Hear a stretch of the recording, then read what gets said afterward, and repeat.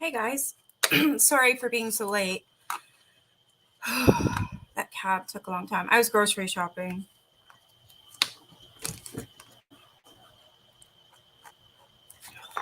Of course, I was running my ass off, so now I'm hot. Whew. You can't even see my eyes.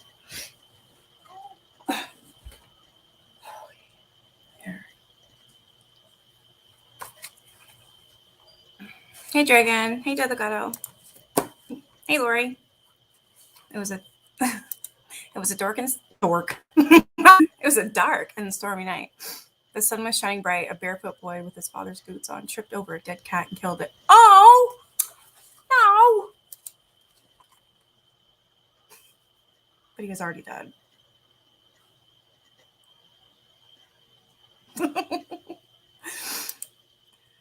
We built this kitty on rock and roll. You guys are funny.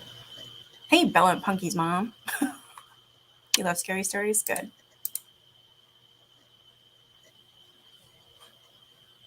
Tonight you belong to me.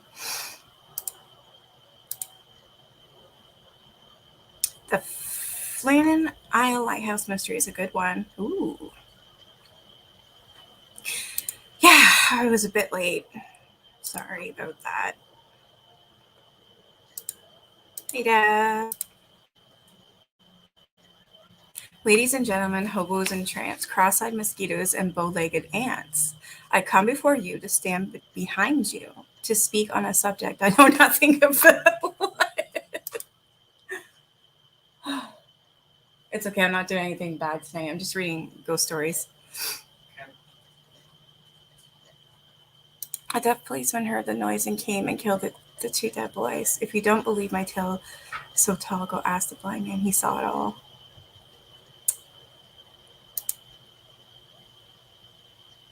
I have a true story about the time my uncle got a customer service complaint from a serial killer.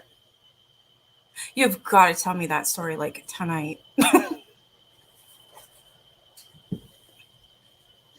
Yeah, Deb agrees. I'm forcing my arm to work by typing because it's gotten lazy and stupid and now it hurts. I'm an idiot and I claim it like white on rust. Shut up. You're cute. Yeah, great tale, right? When that user calling spooky stories happened, I've got to tell the whole thing.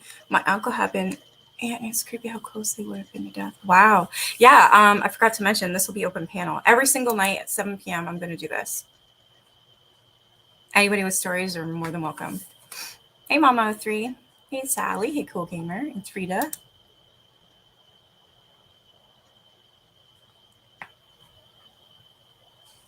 What did I buy you? Oh my god, it was amazing. It was like this whole that one thing, it's like nothing. Hey, Melanie. Not too late, eh? Hey, Jesse. Ooh, now you can have memberships. That's quick. Good. Hey, Tistic. All right, so I have this book here. Try not to show the glare. Haunted Canada #2. True Tales of Terror.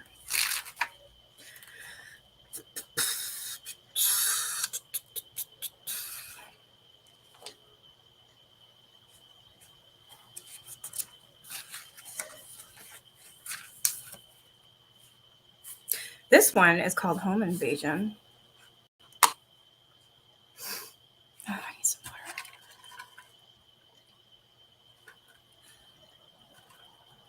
water. So I'll tell you one thing that was kind of creepy. So my son and I, we went grocery shopping. We were waiting outside for the cab.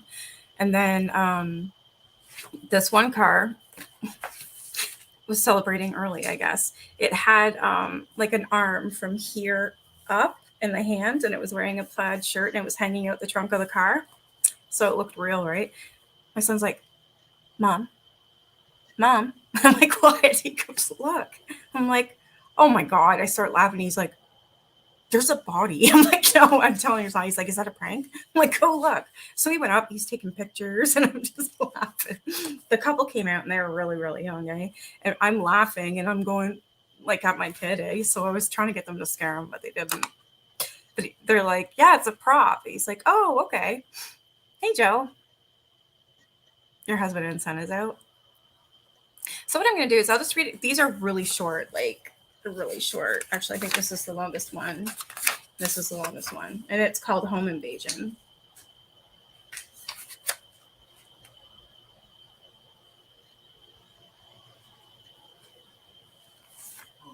Boo.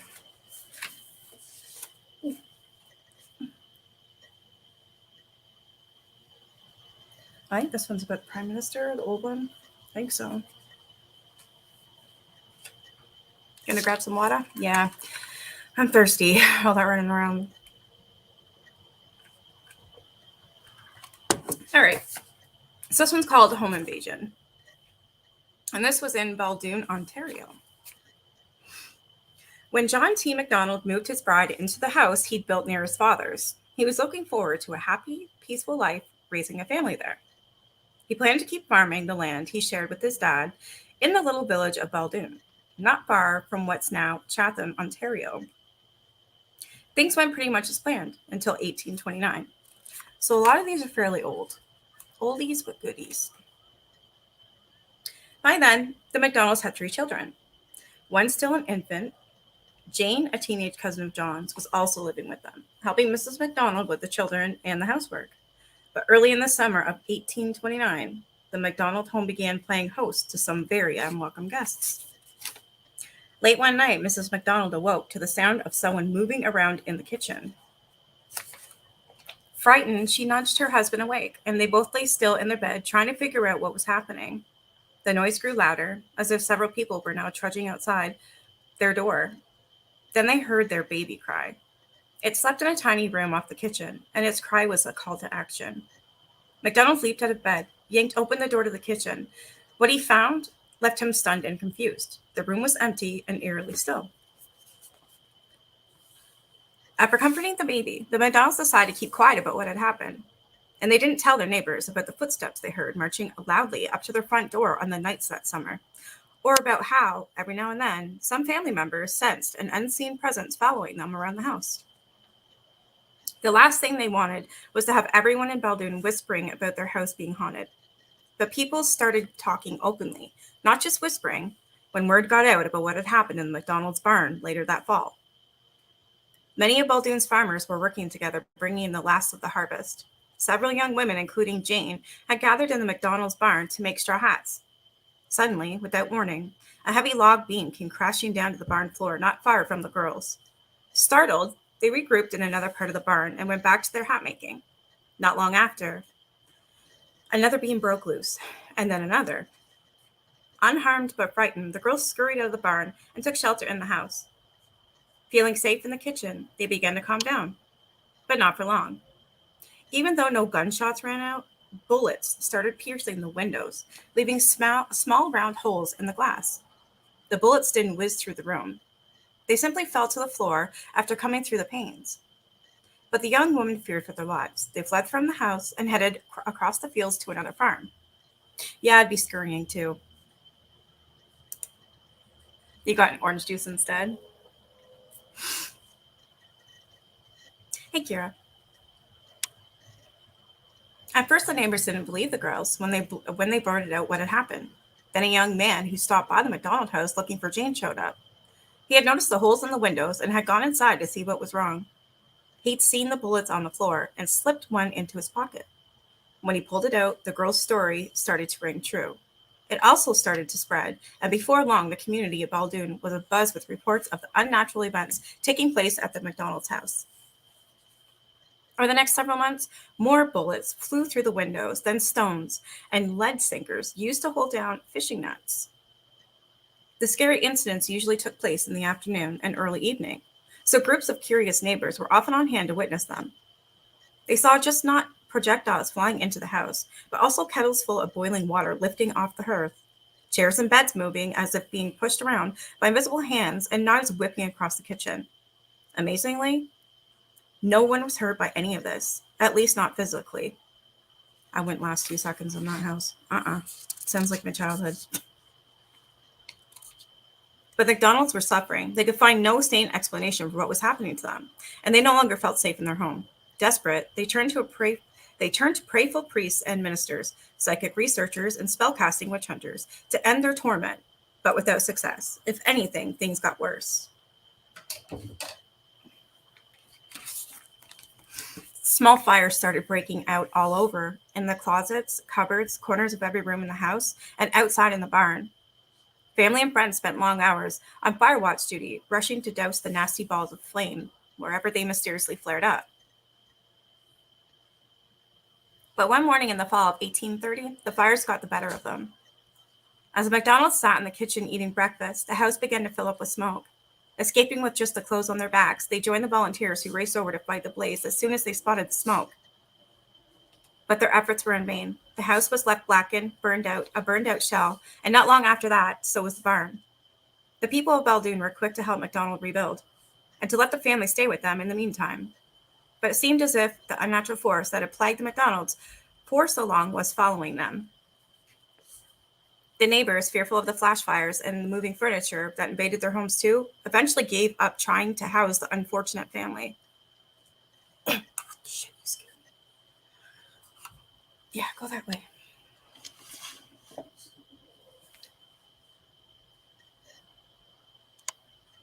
Great, now I missed my spot, girly girl. The neighbors, which were fearful of the flash fires and the moving furniture that invaded their homes too, eventually gave up trying to house the unfortunate family. John and his wife moved into a tent, and Jane and the children moved in with John's father, Daniel. But fires broke out in Daniel's house too, and it was only with the help of shifts of watchful neighbors that he prevented his home from being reduced to ashes. Then in the spring of 1831, mysteriously as it had begun, the horror ended. Years later, neighbors would give statements detailing all they had witnessed in the McDonald's house and in their own homes. Many of them would also note how calm and happy Jane had been throughout the whole horrible ordeal. Some students of the paranormal see her holy. Many of them would also know how calm and happy Jane had been throughout the horrible ordeal. Some students of the paranormal see her behavior as evidence that a poltergeist, a nasty disruptive ghost, had been at work in Baldoon. Apparently, poltergeists usually pester people if a young person is around. But what the McDonald's suffered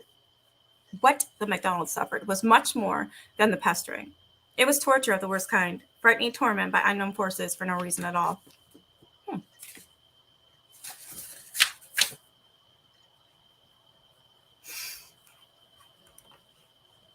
So that was kind of creepy. A little bit creepy. Your screen is soaked in orange juice. What'd you do? What happened? Hey, Sayla. Just happened to see this was live. Hi, Nikki, if you're doing well. Yeah, I'm doing pretty good. I'm reading ghost stories. Just short ones though, so it's not like a novel. You have to be like, you know what I mean? These ones are pretty short.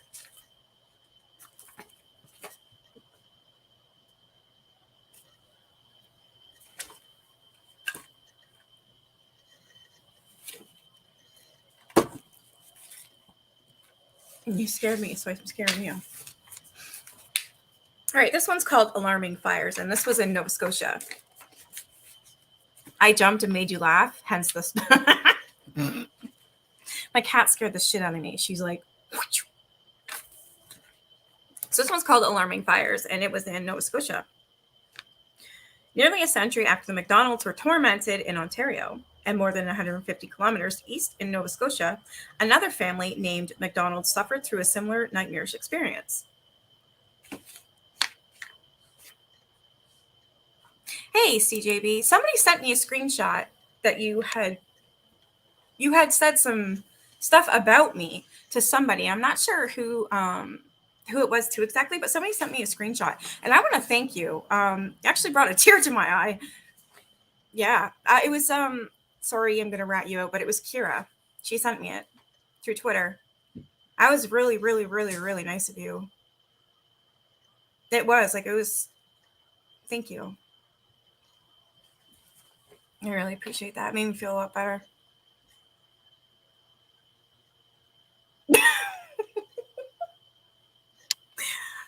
Is it wrong that I thought old MacDonald had a farm? He did until it burned down. There's a lot of scary stories here in Nova Scotia. If you know any, I would love you to tell me. And if you don't feel comfortable coming up and telling me, you know what? You can always just write it to me or point me in the direction and I can do some research. Okay, so this is another MacDonald family. I don't know if they're related though. It was 1,500 kilometers east of Nova Scotia that another family named MacDonald suffered through a similar nightmarish experience.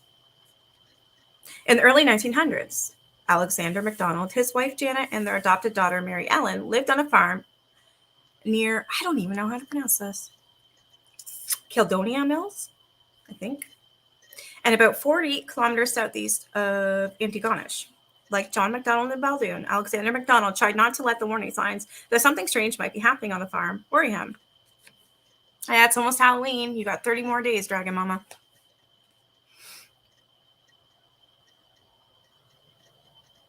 He was already in his 70s, the first time the cows got out of the barn in 1921. So he just figured his gnarled hands weren't tying knots as well as they used to. He simply made sure to tie better knots the next time. But the cows got loose again.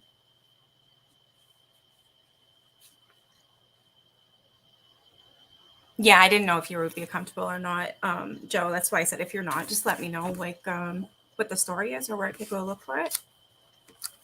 Spell the name of the place. Caledonia.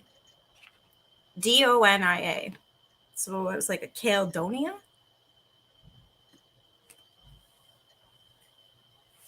I've always loved Nova Scotia in pictures, at least. I begged my husband to take me there. I've looked at property I am in love with. Oh, really? I've never been. I don't get out much. So the cows got loose again and again and again. Even when he wrapped the ropes tethering the cows around big nails, they still managed to get out of their stalls and wander off. Caledonia. Hopefully that's how you say it. And again, even when he wrapped the ropes around the nails. His horse was acting up too. Each morning he'd find it in a stall, different from the one he'd locked it in the night before.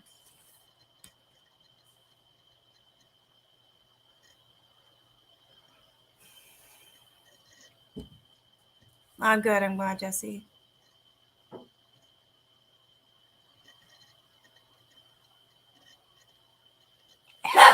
I know I heard it. Every time I talk about ghosts, something happens. Shh, it's okay. It scared me too, buddy. It's all right. I'll kick their ass. I will. Somehow.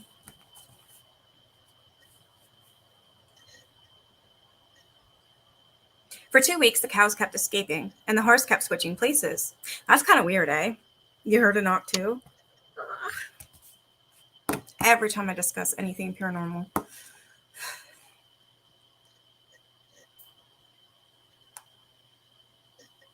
You guys all heard it? My son's in his room with the door shut, and he's got like stuff playing so we can't hear anything.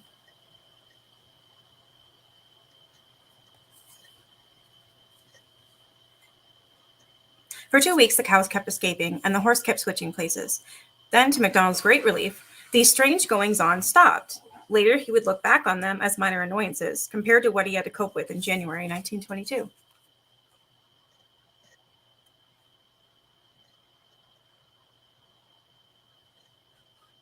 Seriously?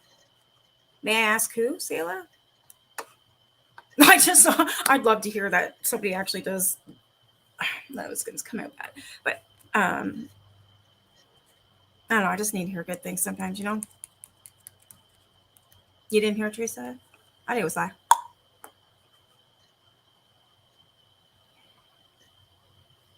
Yes, it is Dragon. Yeah, it's right after I started reading.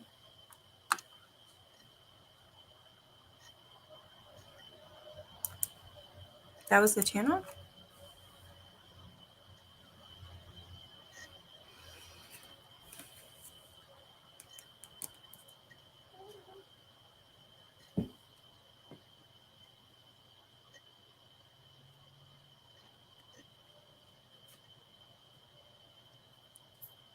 I would have screamed like a girl. Oh, yeah.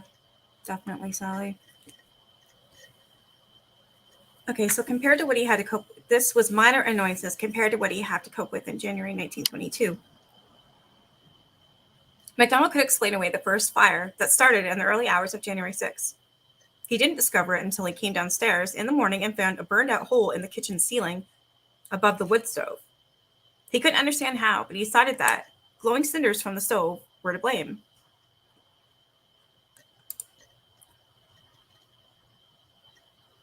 Thank you.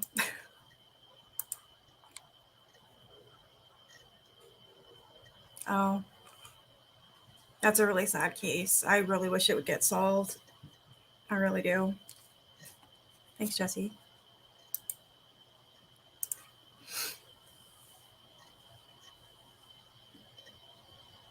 Then he smelled the smoke. Following his nose, he rushed to the living room and found a couch and a chair on fire. He beat out the small blazes and left the room, afraid and confused. When the fires flared up again 3 days later, a frantic MacDonald turned to his neighbors for help. 3 of them agreed to come over and keep watch with him. That night, they beat out or poured water on nearly 40 fires in different rooms in the house. Holy shit, that's a lot.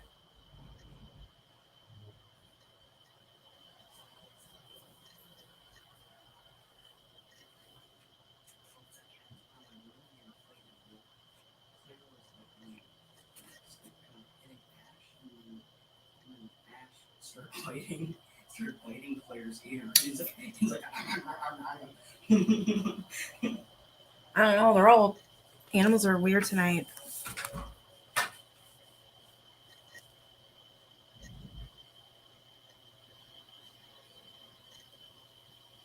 Oh, hey, support your troops. Canadian laws. It's partially destroyed, eh? I'm glad you have that RV.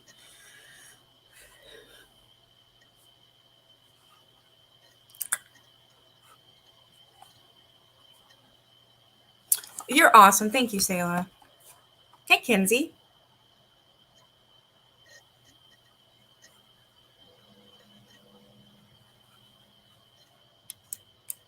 It makes me happy.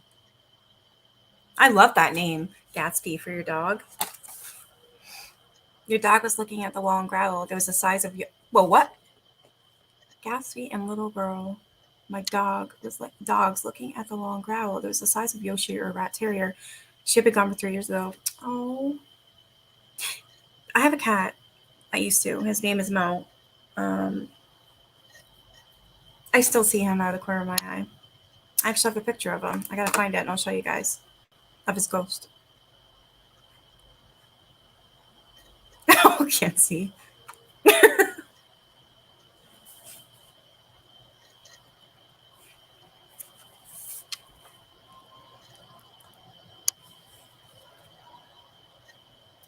So he had to pour. Okay, so they had to pour water on nearly 40 fires in different rooms in that house. Fortunately, none of them was hurt because, for no reason they could come up with, the flames were cold. That's weird. Like, very weird.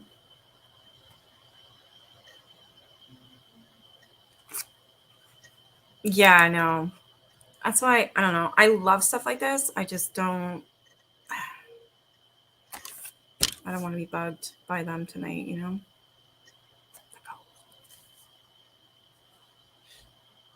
Oh, are they? Oh, I can't wait to see them.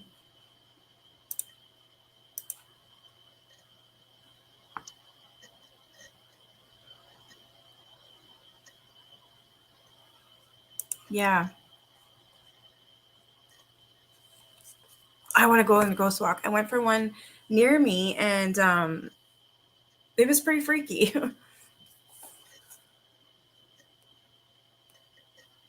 You were not on my future exploit. That's funny.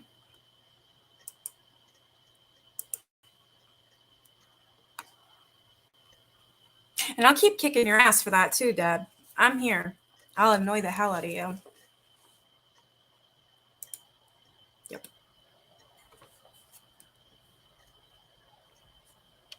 That's weird. So for no reason they could come up with, these flames were cold.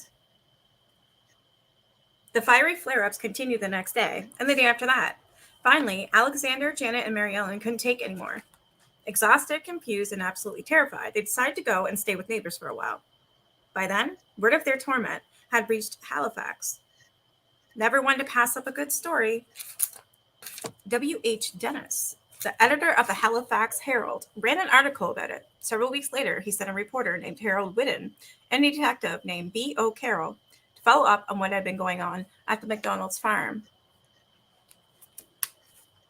Oh, and just for you, Dragon, so I have a book, and I'm going to read it. It's really good. I actually haven't read the whole thing yet, but I've seen it and I bought it, and it's really good. It's really good. What the fuck was that now? Holy fuck, stop.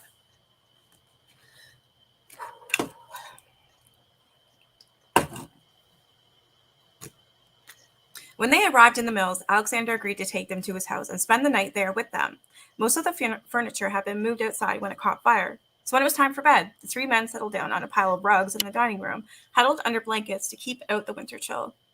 No fire started that night, but what did happen was newsworthy. Carol heard the thumping sounds and footsteps upstairs first. When the other two woke up, they heard them too. After a few minutes, the noises moved to the living room. Then an invisible hand smacked Whiddon's upper arm and brushed against Carol's wrist. Even though the noises died down and no one felt any more ghostly contact, it was all the three men could do to spend the rest of the night in the house. When Carol and Whiddon reported back to the Herald's editor, Dennis decided to invite an American psychic researcher by the name of Walter F. Prince to investigate the fires further. Prince agreed to come to Nova Scotia in March 1922. He spent a week interviewing the McDonalds and their neighbors and carefully examined the fire-plagued house. Then he gave Dennis a report on his findings, and the Herald ran an article based on it. The McDonalds were very upset when they read it. Ignoring testimony from several witnesses that their daughter hadn't been anywhere near many of the fires when they broke out, Prince had concluded that Mary Ellen had started the fires, probably unintentionally, while suffering from some sort of mental problem. The elderly couple dismissed the report as sensational speculation. And why not? By then, they were living back in their home with their daughter, and their lives were once again peaceful, happy, and fire-free. 2 articles about the Nova Scotia ghost from the New York Times in 1922. They actually, I don't know if you can see. There's the 2 articles. You guys see it?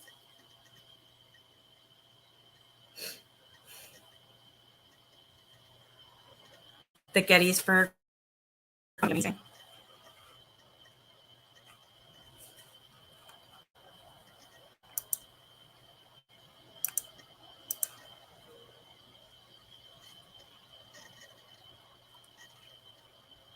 I would never accept your payment of any kind, except for your kindness and doing the book with me. That was good. I still like doing that, Selah. You have a good story to tell me? Yeah, I keep getting scared. Oh, I keep hearing this.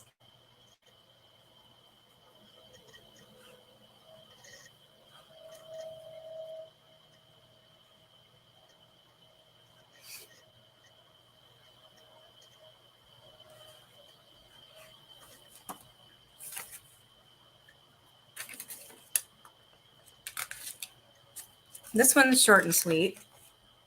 And this one's called Icy Flames. This one's in St. John's, Newfoundland and Labrador. A century-old house at Wilcox Lane in St. John's, Newfoundland, was said to be haunted by mysterious fires, but not the sort that scorch walls or leave curtains in flames. All the fires in the house burned cold. That is so strange. I want to look that up. Hey, Melody. You know what I mean? Like the cold fires. I wonder what that means. I did a video on Jack the Ripper tour. Really? I have heard that too. Like, for instance, if you guys know the story, the Bell Witch. That one. After his elderly owner died, no one lived in the house for a year or so. But every now and then, passerby would think there must be someone there because they could see a flickering glow in the window of a room on the second floor. About the place going up in smoke, they'd go in to have a look around. Each time they'd find the house empty, but they'd also find a fire burning in the fireplace in a second floor bedroom. Then the fire would go out as mysteriously as it had began. It's near, really, Dragon? Oh, I wish you could take pictures. And like the Mills fires, these fires never ignited or scorched anything. But like those fires, these fires had burned cold. After each fireplace flare-up, the stone hearth retained not even a hint of warmth. That is really bizarre. Thank you, Dead Legato. Thank you.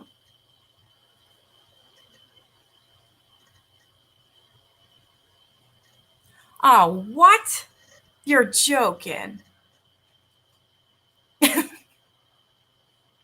After a wild night of Molly and Michelle at it again, Molly got her back and went on Michelle's live and flashed her. What the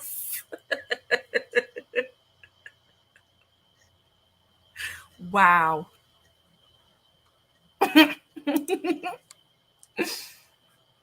Ghost Walk in Charleston is pretty cool because it's very old. It is so old. Very haunted, the entire city. And also where they brought the slaves in. The slave market is still there. I can feel the sorrow. Oh. Your family won't let you go?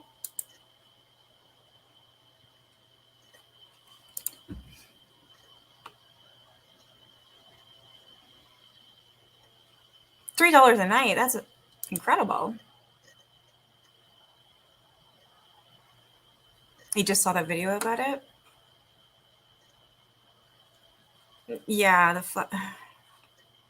she got her money's worth with those.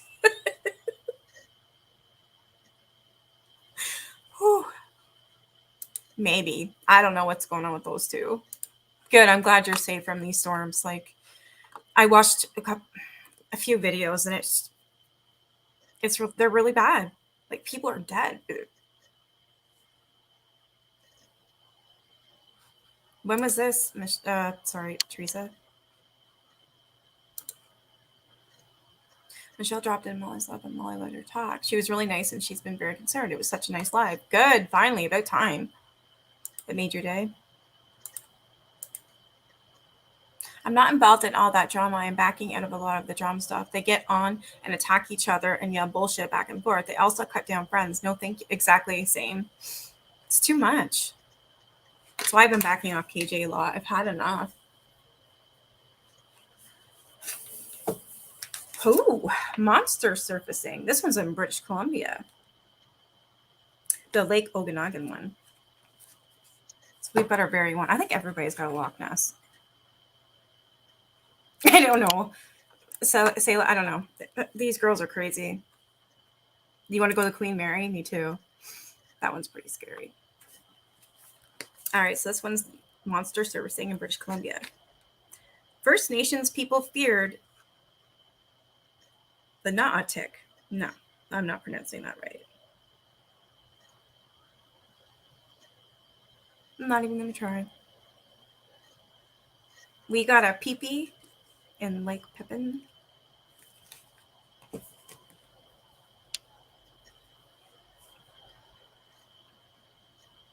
Ghost dinosaurs? You're probably right.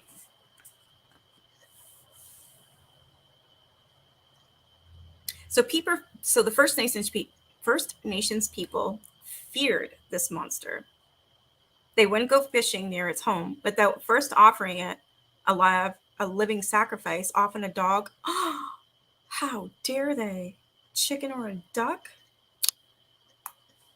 They told their children it could drag them under the water and eat them if they weren't careful.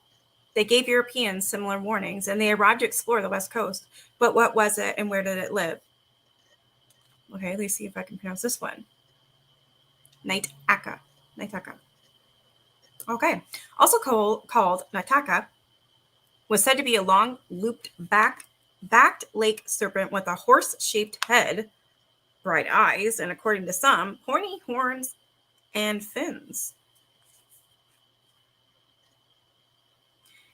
Its home was, and supposedly still is, the spectacular, beautiful Lake Okanagan in south central British Columbia. Early on, most Europeans viewed tales of this Nakataka local myths. However, by the 1860s, white settlers were also sharing their stories of seeing the terrifying lake monster, especially around the bend in the lake known as Squally Point. Since then, there have been hundreds of recorded sightings, including sketches, snapshots, films, and as recently as 2004, videos of the mysterious creature. Really? I want to see that video. Yeah, it's in British Columbia. Yeah, in Lake Okanagan. I've never been there. Whatever. I said pee pee. Hey, you feel half dead? Oh, I did say horny, didn't I? Fuck. Notice.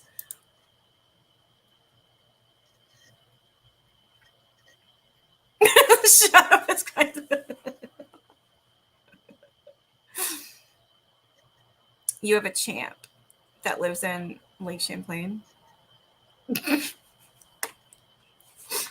This horny lake monster. Who's that now? Ugh.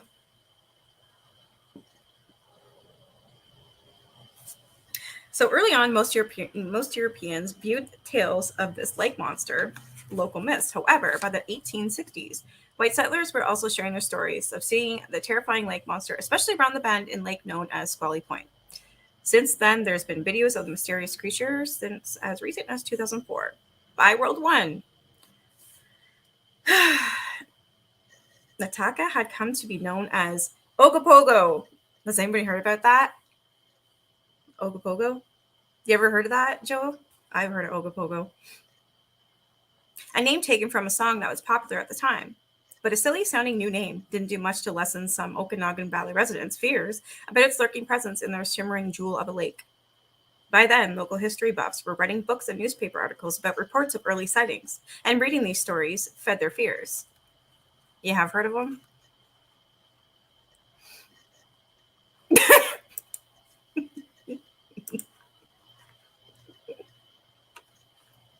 You still live in BC?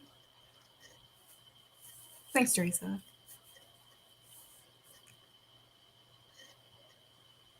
Mr. Snotty wants to make sure I get a security kit. Thank you. You're amazing, Jackie.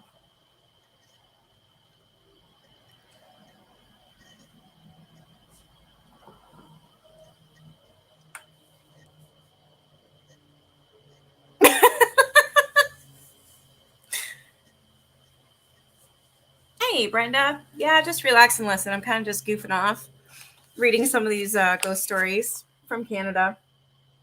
You can see. There you go. And that girl looks creepy as heck. Well, she wants me to get that camera, and I'm getting that damn camera. Now I'm just going to have to ask my neighbor over there, George, see if he can put it in for me.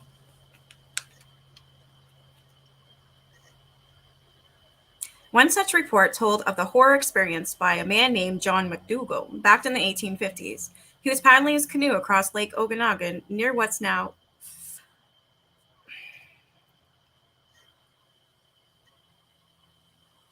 Kelowna? I'm sorry, I suck at. I've never heard these names before. Kelowna? Kellow, whatever. Anyways, this Lake Okanagan near what's now Kelowna. He had tied his two horses to the back of the canoe with long ropes, and they were swimming behind him. MacDougall and his horses had made the trip across the lake like this several times before without running into any trouble. But that day, the horses hadn't wanted to get in the water. After some coaxing and prodding, they did begin swimming, but they hadn't gone far when some powerful unseen force began pulling them under the waves. If it hadn't been for quick thinking on MacDougall's part, he and his canoe would have followed them to their watery grave. Whipping out his hunting knife, he cut the ropes and paddled to shore like a man possessed, convinced that he had barely escaped being devoured by Ogopogo. About 50 years later, Herbert Burtman, licensed License probably wished he had been as quick a thinker as McDougal.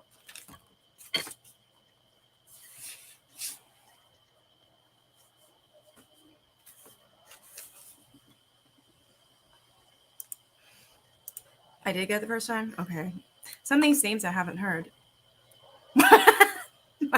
No, I didn't. A resident of Kelowna? Yeah. License was fishing near Squally Point when he suddenly felt a powerful tug on his line. Thinking he had hooked a really big fish, he began trying to reel it in. Within seconds, though, he found himself in a tug of war and he was losing. Whatever had grabbed the bait was speeding off, pulling the boat behind it. For several harrowing minutes, License was towed partway around a small island before a fishing line broke.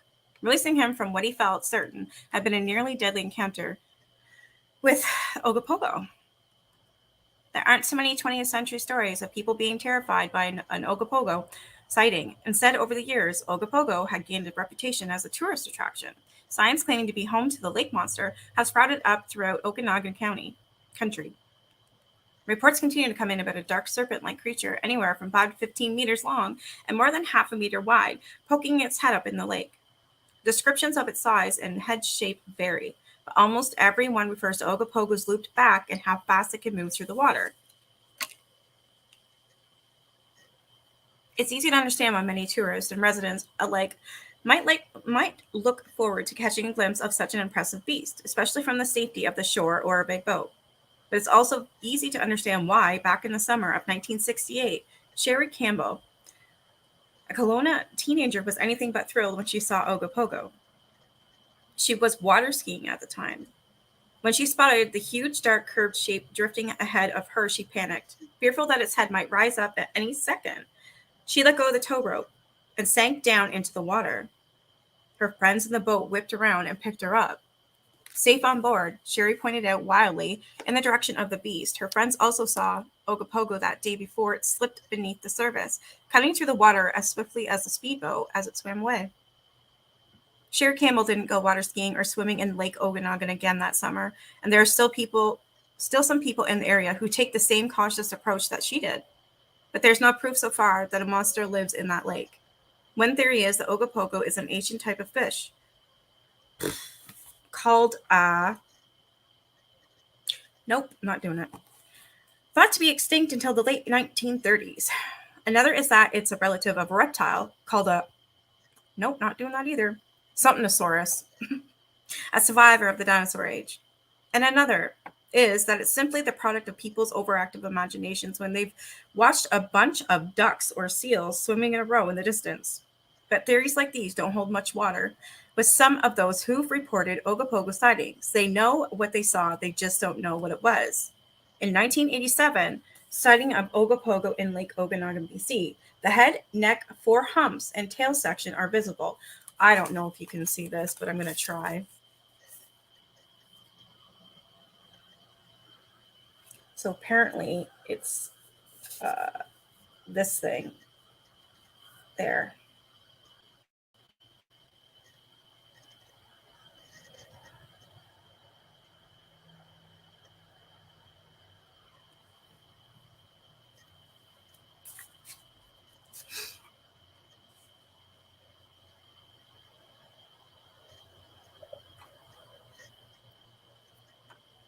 Hey, cat.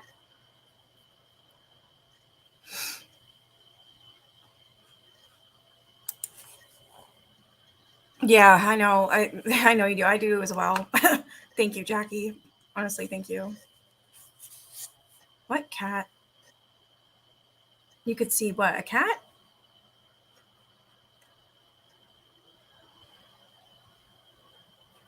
Melody says, hi, kitty.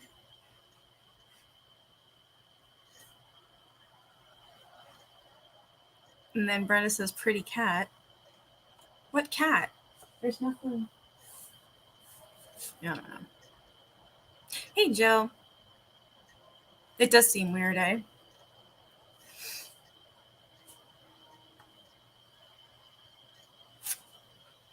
Yeah, but what I showed wasn't a cat. My cat? Where was my cat? A black cat in my kitchen. That would be Ash.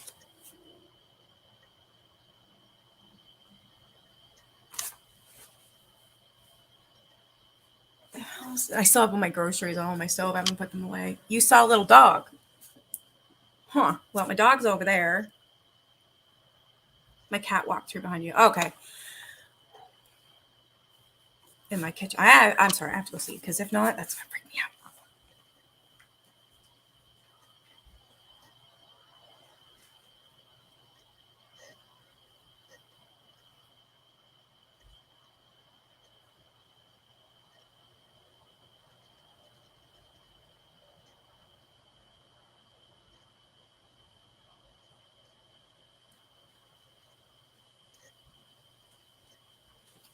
Nope, nothing.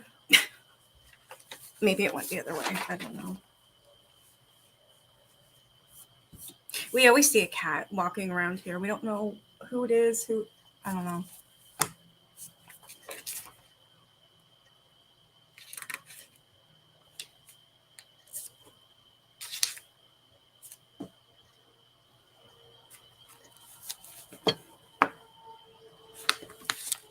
Alien. Hey, Jenny. Ooh. Lake Okanagan isn't the only Canadian lake haunted by a mysterious monster. Here's a few more. Great Slave Lake in Northwest Territories is more than 600 meters deep in places, making it an ideal hideout for the fast-moving, quick-diving creature that's recently been dubbed Old Slavey. In the summer of 2004, Father James Lynn, a priest, reported seeing the long, dragon-like creature looming almost 2 meters out of the water near Yellowknife. He watched it from the shore for a few minutes before it sped away, leaving large waves in its wake. Lynn wasn't the first to see the beast. Generations of Dean people told stories about it, and some of them offered it gifts of tobacco. Tobacco to it. That's one cold lake. Good luck to that thing.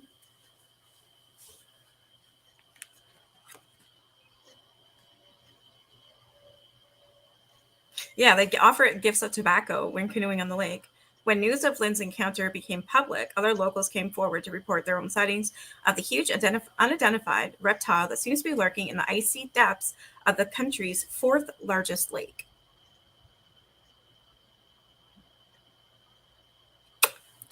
I didn't even see what you said, mister.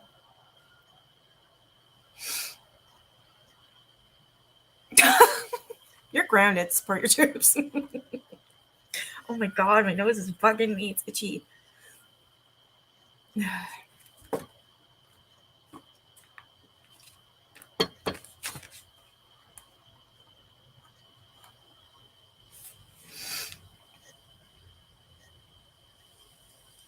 Tobacco is a gift one gives to someone you respect, if I remember correctly.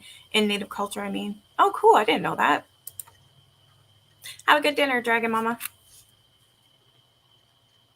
Much of Lake Champlain runs south from Quebec into the United States, but both the lake and its resident monster are named after Samuel de Champlain, the father of New France. Since the early 1800s, there have been more than 100 recorded sightings of Champ. The strange beast has often been described as looking like a massive snake, but a few observers have claimed that it looks more like a giant four-legged lizard.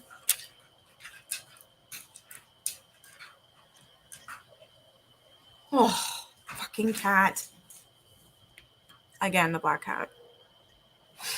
A long greenish black beast has made dozens of appearances in Manitoba's... You're creeping me out. What are you on? What did you do? Psst. Come here. Beep, boop, beep, boop. You're scaring me, little black one.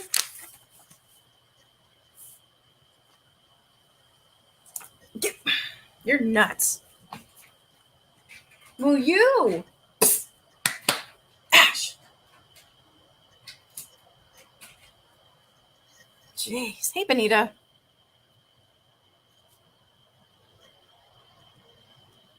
Now you saw it, yeah. It's 1 a.m. Okay, you have a good night. In Ontario, a slow-swimming animal 2 or 3 meters long with a straight neck and a dog-shaped face shows up every now and then in Lake Simcoe's Kempenfelt Bay. Really? a dog-shaped face, and a straight neck.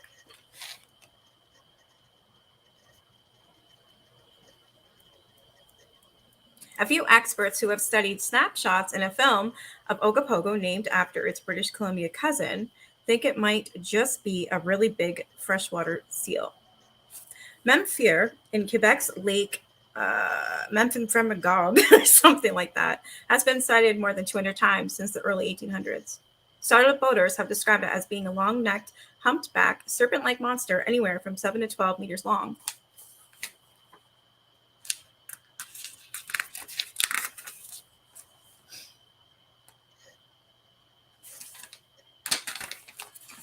This one is another lake monster. I'm going to go with this one. I wanted to do ghosts, so I'm going to do this one. This one's called The Living Dead in Wilno, Ontario. The story was chilling. Believing that a vampire was stalking the area, some men dug up the coffin of a man they thought was coming back to life each night. What?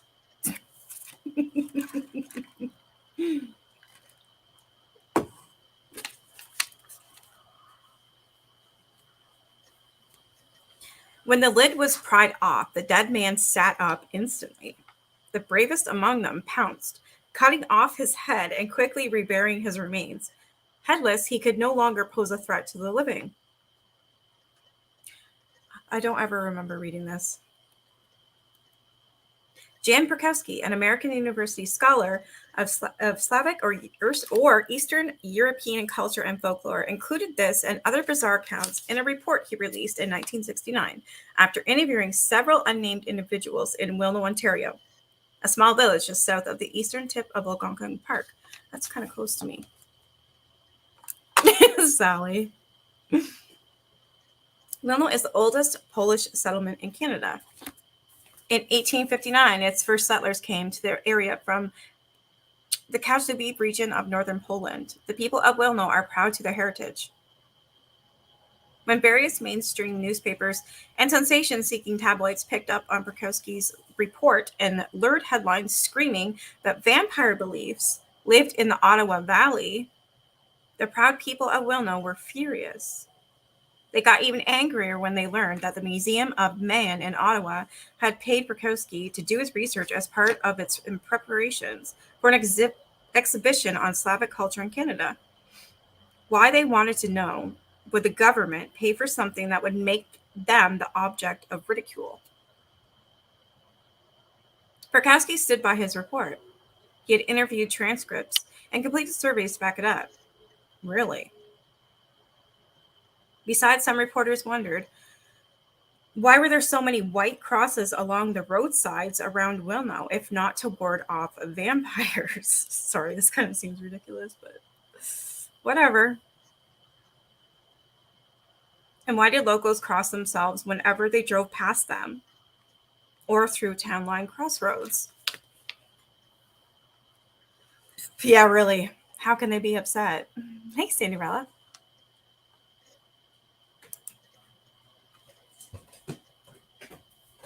Ash, what? Did you get in the catnip? Oh my god, this cat. What are you doing?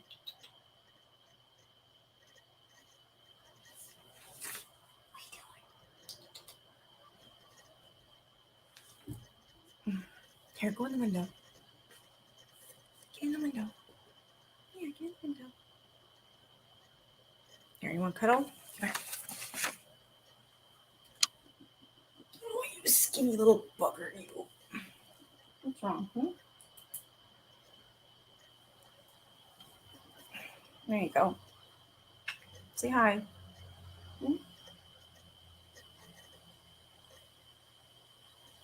No, you want to play? All right. Have at her. Hey, Patricia. You love that I have scaredy cats? I definitely do. Oh, I've seen a few of his movies. They're pretty good. Cat or ghost? That one's definitely a cat.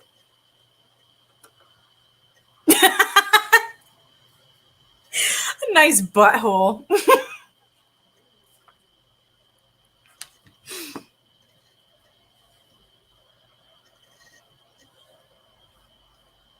Further research would reveal that the crosses and the custom of making the sign of the cross were rooted in a strong religious faith and dated back to the time when there was no Catholic church nearby and the Polish settlers wanted some outward signs of their beliefs. But that's not the stuff of big news story, nor was the fact that no reporter was able to find anyone who admitted to having given Perkowski his information.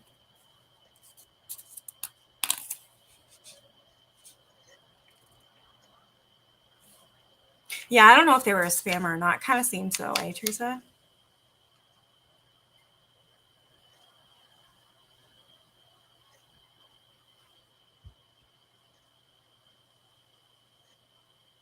So a local explanation for this was that some folks who wanted to remain anonymous had simply told Perkowski what they thought he wanted to hear, so he'd stop pestering them with silly questions.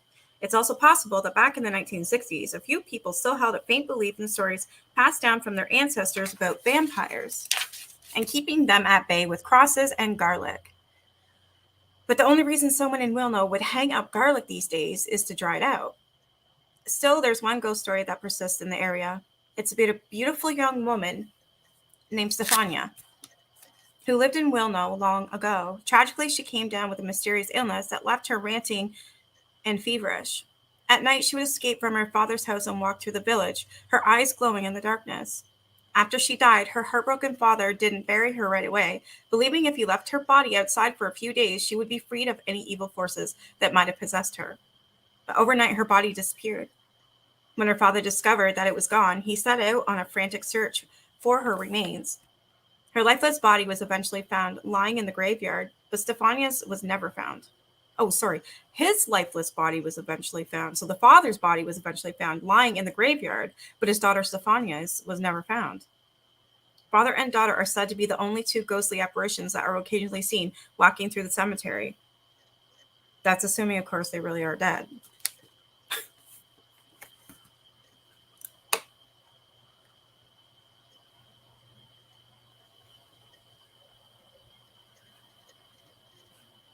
Thank you, country girl Brenda.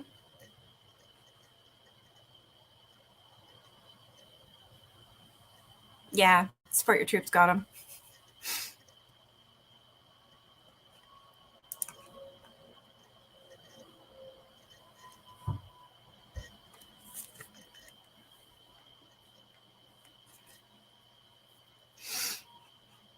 I saw a lot of EAP bugs.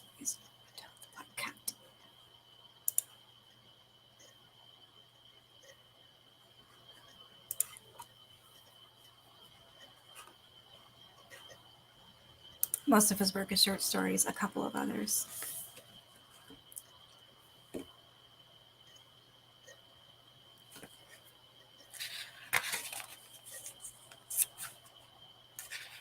Yeah, me too. There's that famous Sasquatch. See him? So now a lot of people say that's a man in a suit, and then there's the others that say it's real. I don't know.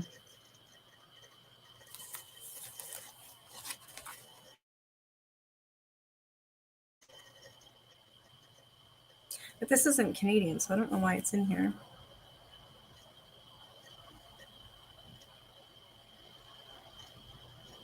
Oh, this one's a goodie. This one's called The Raven, yeah. Thank you, Patricia. The famous Sasquatch Patty has boobies and is believed to be a female. That's your late husband. He was tall and had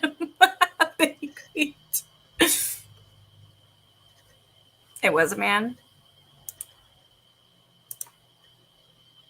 Yeah. I don't know. I would imagine it's probably, I don't know. Right, Teresa? What's the scariest Canada story? We have many. Definitely have many.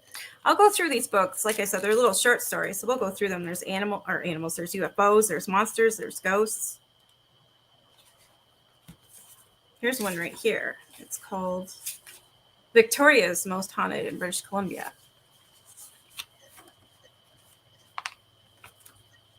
Your daughter's name is Raven? Aww. That's the thing. Yeah, exactly. Dead Legato. Exactly. So it's like, what do we think then? Joe.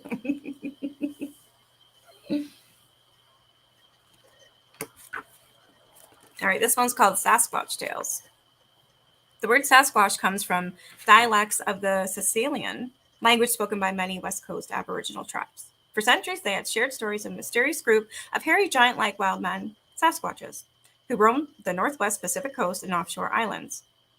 For them, the Sasquatch was a creature to be feared, especially when one was hunting alone in the dark depths of the forest.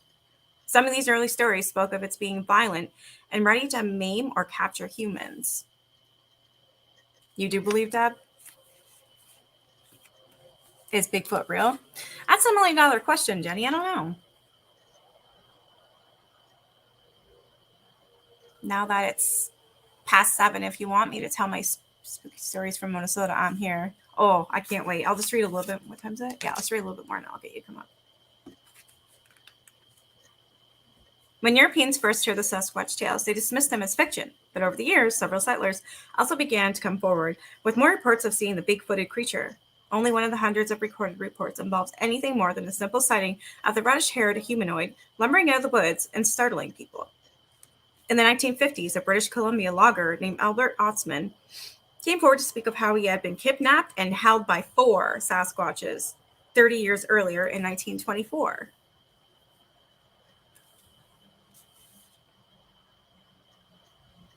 He told of being picked up, sleeping bag and all, and being carried away from his campsite by a huge smelly creature that walked upright and was unusually strong.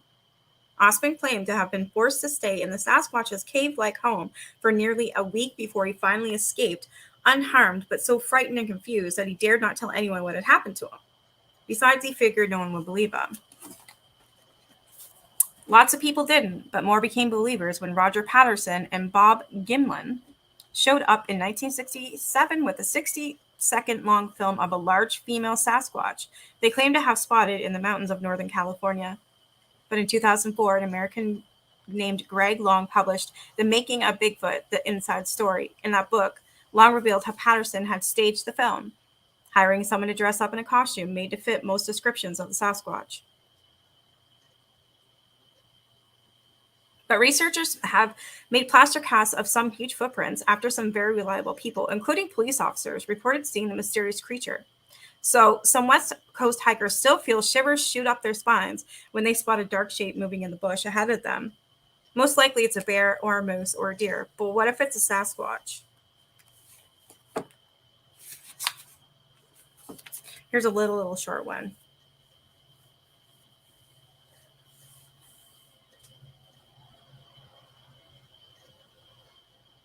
Your guy has extra toes.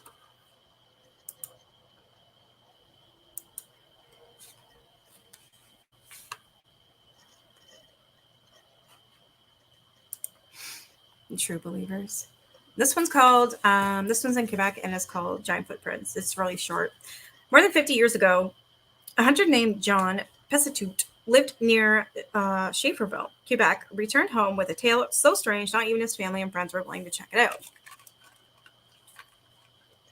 He was out hunting when he came across some huge footprints. The tracks looked human in shape, but they were so large that no one person could have made them. He bent down and laid his left arm onto one to get a rough measure of how long it was. Amazed, he found that the track was longer than his forearm. In fact, it was even longer than his gun. He could see that the footsteps led off toward a small mountain, but he resisted the temptation to explore them any further, at least not when he was alone. Instead, he went home and told his grandfather and others what he had seen, but he couldn't convince any of them to go back with him and see the tracks for themselves. That night, one of his arms started to hurt and swell up for no apparent reason. The next day, just as mysteriously, it shrank back down to its normal size. The arm that had grown so big and sore had been his left one, the one he had laid in the gigantic footprint.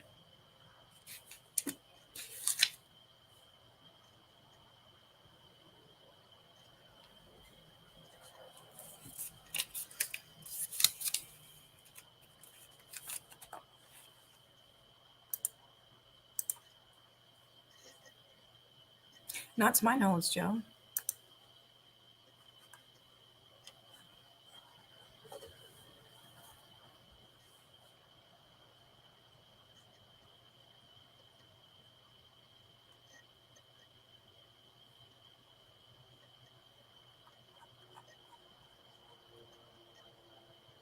People didn't believe in giant squid, and yeah, a lot of people don't believe in a lot of things, and yet, you know.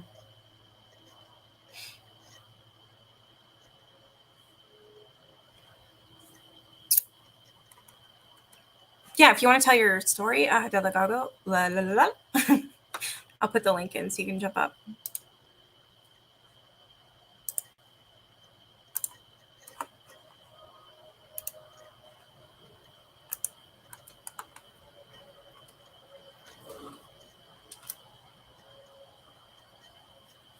First, I must go to the phone booth, so I will be right back.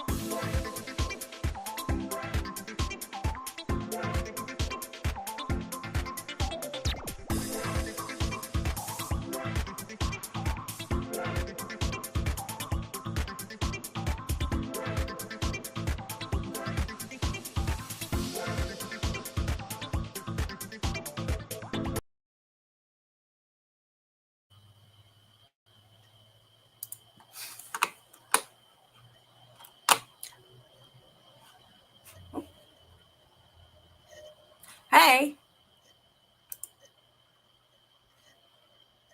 Hello. Sorry, my unmute was hidden by something sitting in front of my computer. Hello. Well, hello. Nice to meet you. Hello, hello. So I do indeed have some spoopy stories. Yay. For since everybody wants to hear it, I will start with the one that is the scariest because it is definitively true, and that is the time my uncle threw the weepy-voiced killer out of a hotel. Wow. So my uncle worked at a hotel, and the hotel would have singles dances. I believe he said they were like single parent dances, but I don't remember the full Okay. details. Um, and they were having a problem where women would go out to their cars after the dances and find that their tires had been slashed. Ooh. And so at one of the dances, there was extra security. So my uncle and the extra security decided to watch the parking lot since they had extra people. Yeah. And yep, they caught a man slashing tires of women with an ice pick. Oh shit. And they kicked him out. They said, "You're banned from the hotel. You're never coming back." Mm-hmm. So he called up the hotel and said, "Oh, this man was so mean and so rude to me, and I want to lodge a complaint against him for being a jerk." And so my uncle got that complaint and had to explain to management what had happened. Yeah. And he remembered the voice and the name associated with the man who had made the complaint. This is in St. Paul, Minnesota, this happened. And then many years later, he sees on the news the man with the same name and same voice has been arrested for killing women with an ice pick. And yes, it was an ice pick that the man had that he was using to slit the car tires. Wow. So that's why he would be slitting the tires, right? So he could, what, like, how did he get these women? Did he, like, once he did that, I would imagine he would, I don't know, somehow kidnap them? Yeah, the actual murders, I think, believe occurred far later in his, so to speak, career. But Okay. at the time, he said pretty much everyone at the dance knew that he would carry an ice pick in his boot, but nobody had put two and two together that the slashed tires had been done with an ice pick until they caught him. That's an odd thing. You would just think knife, right? And my uncle basically said the only reason he remembers this man is because then he followed up by making a complaint about how rude he had been. Wow. So he remembered the name specifically that had been associated with it. So yeah. And he threw him out of a balcony? No, he threw him out of the hotel. He said, you can't come back to the hotel anymore. Nothing to do with the balcony. Sorry. Sorry, my bad. I think I'm reading too. Yeah, I was reading something here while talking. I do it a lot. So he threw them for that. Hi, chat. I'm just some people are asking who I am. I'm just a listener who happened to have some spooky stories. Hi.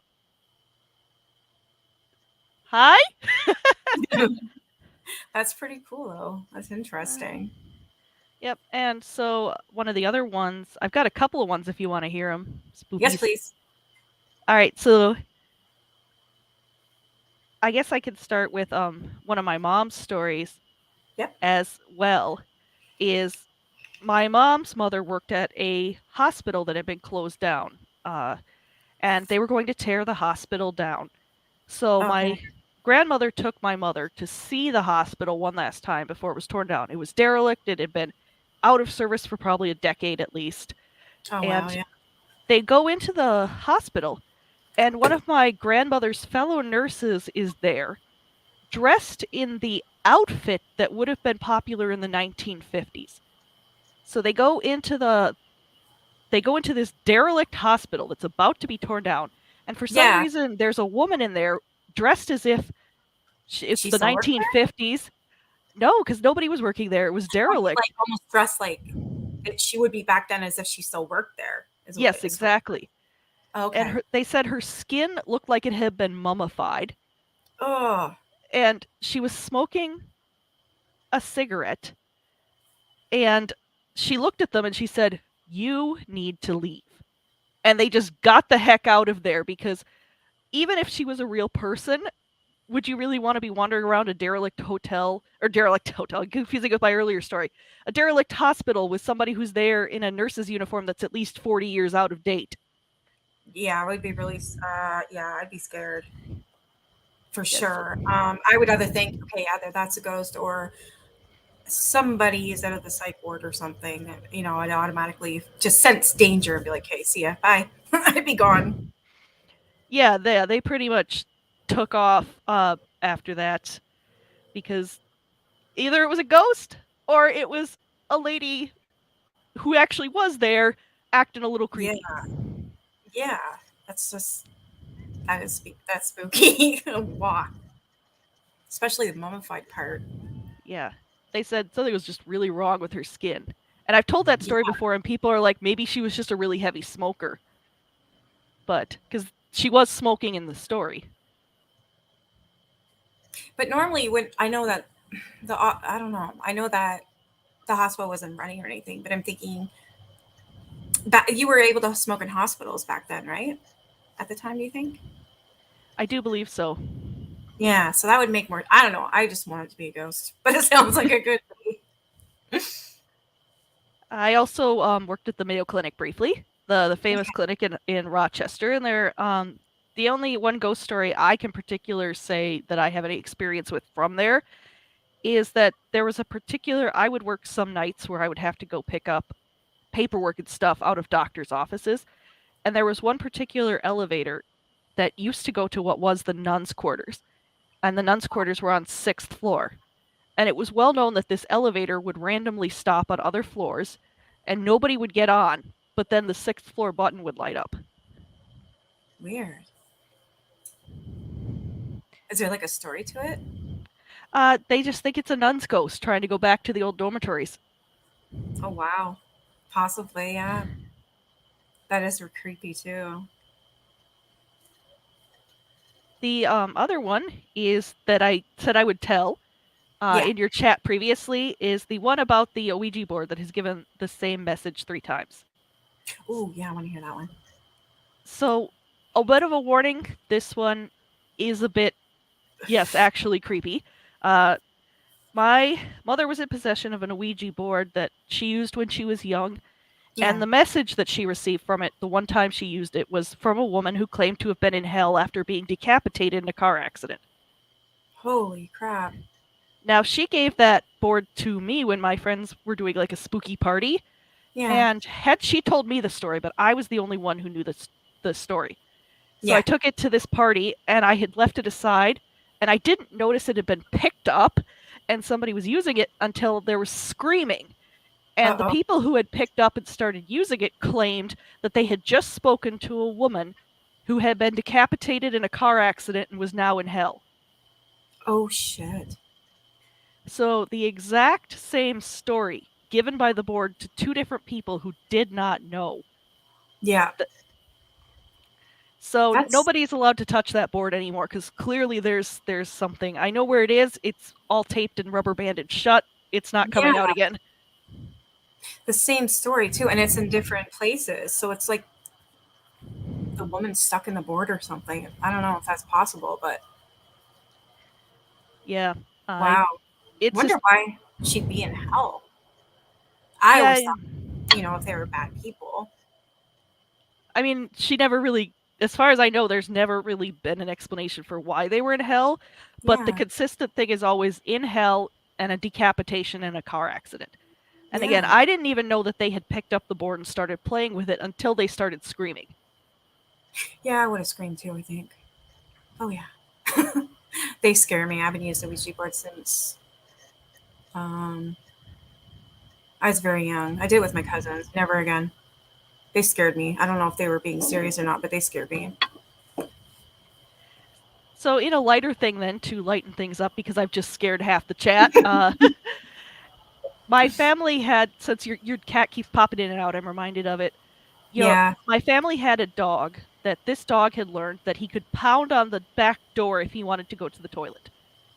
Ah. So every time he wanted to go to the toilet, he would go pound on the back door.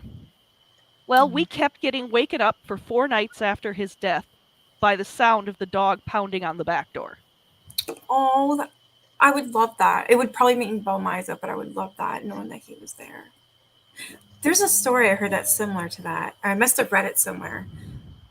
And it was a dog. There had a bell at the back door, and he would ring it every time he wanted out.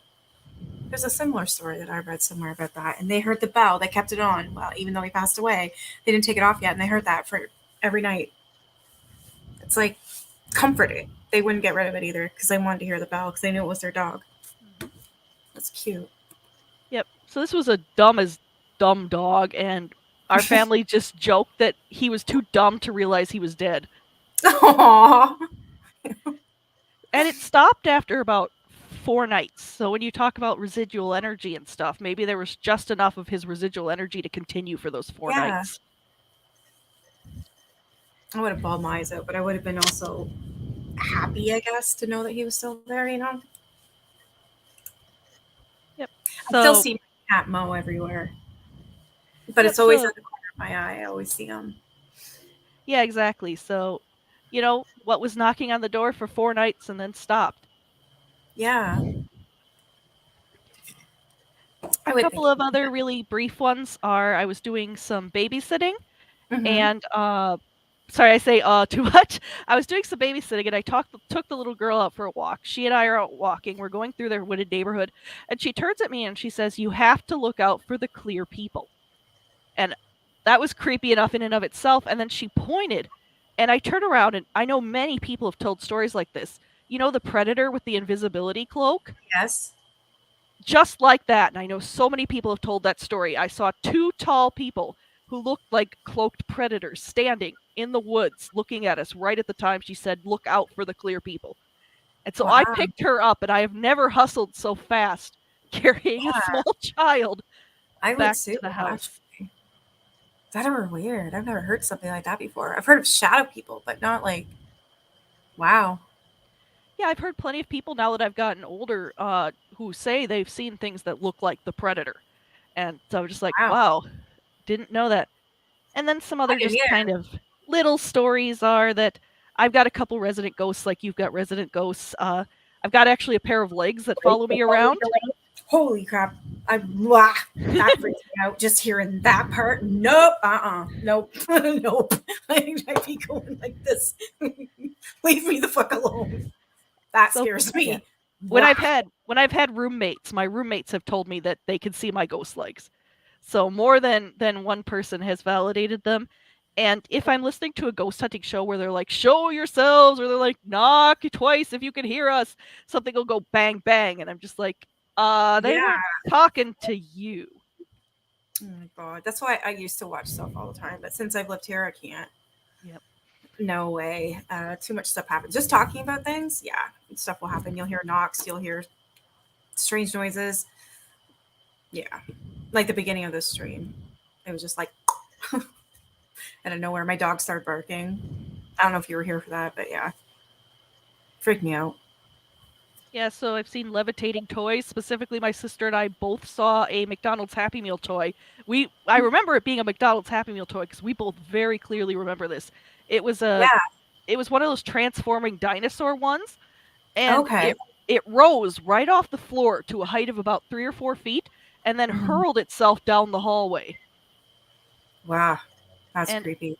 every so often, people in my family will smell cigarette smoke in the back of their car, and we believe it's a particular relative because people have, when they've looked in the rearview mirror during that smell, have seen the face of that person sitting in the back seat. Oh, that's creepy. That's creepy. So that is actually all of my super creepy stories that I had written down to share. So I could jump off panel and let somebody else come on to share their spooky stories. But I hope actually the chat finally enjoyed, because I've been teasing people saying you'll get to hear the weepy voiced killer story, you'll get to hear That the was Ouija neat. board story. Like You'll that get was to hear the that was Ouija really board neat. story soon. But that legs one, no. I don't know what it is, but that scares the shit out of me. Yep, just a pair of legs. I never see the rest of them, but Yeah, they're that's friendly. scary. So They're friendly legs. yep, Friendly legs. so I will pop off and I'll go back to just listening. But I'm glad Okay. people got to enjoy the. Yeah, thank you. Yeah, Thank you. That was interesting. It is awful creepy thinking about, if my uncle had been an aunt, what he might have done being that mad at getting kicked out and stuff like that. So, Yeah, actually. all right. Well, you have a great night. Thank you for coming up. I appreciate that. Thank you. Really, that was awesome. That was fun. Friendly legs. I think the reason why that scares me is because I seen on YouTube legs and it was like I don't know, they were like cut off there. It was like they were wearing white pants and they were just walking. It was creepy. It creeped me out. I've never seen them personally, but when I seen it on that YouTube video, that really did scare me. Sorry to the people I scared. Yeah, thank you for sharing. That's pretty bad. There's a real serial killer and I'm scared of the legs.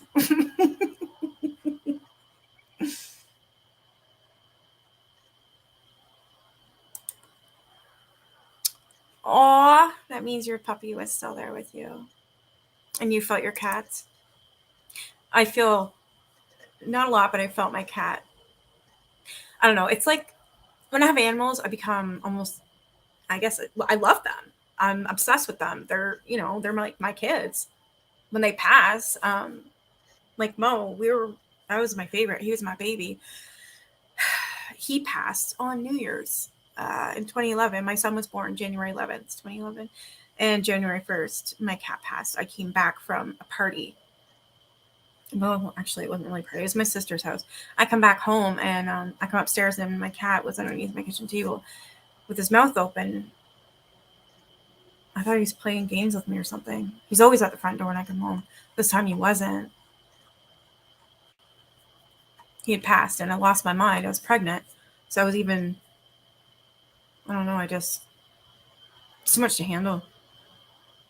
And now I see him all the time. My son sees him too.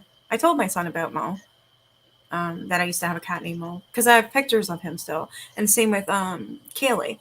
And he's like, who are these? And I explained that to him. And it's like, yeah, they've passed on. And he's like, I always see, I know it, I can see it. It's Mo. I was like, really?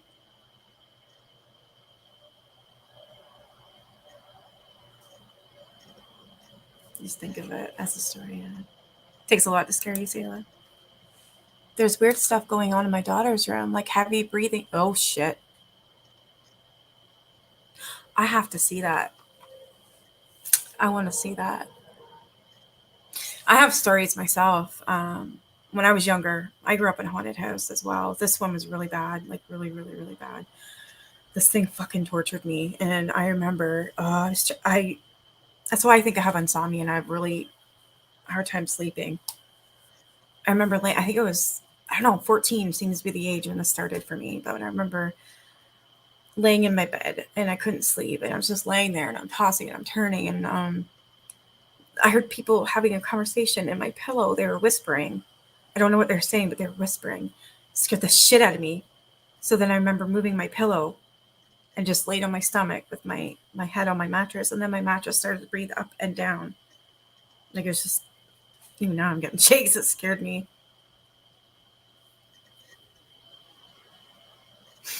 It broke my heart. That was probably the saddest, one of the saddest animal passings.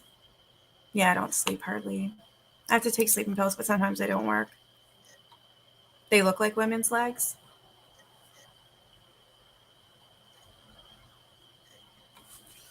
The breathing in the mattress, though, and then the whispers on the pillows. I have EVPs I put on my channel of these spirits having a discussion about me in my bedroom where I live now. They're like, what is she doing? And that's how you know it's a ghost. They whisper. They always whisper. It's always whispering. Or you'll see them out of your corner of your eye. I see them a lot here. Like on my couch right here. There was a man wearing orange and he was sitting there. I don't know why, but he was there.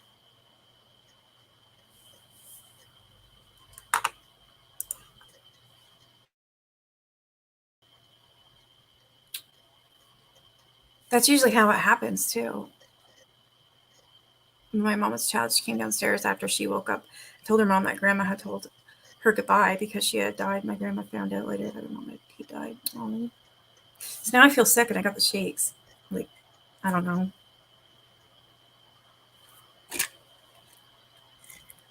I don't feel good. Yeah, you can't explain the breathing.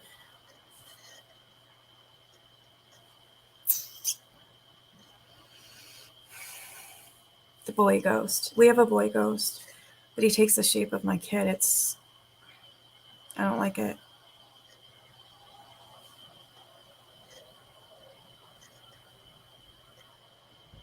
I've always had it too. Always. Like, I always know. But I don't know. For some reason, I feel really sick right now.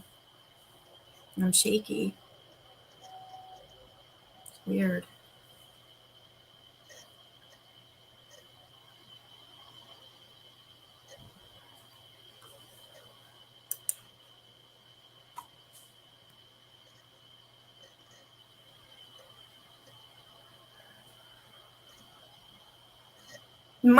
Mine was a gray tabby named Mo. My mom had breast cancer. The woman she shared the room with was quite elderly and asked Mom, who was that lady? Who was the lady that was sitting with her all night? Oh, a gray tabby. That's what a gray tabby named Mo. I'll show you. There's a picture of him.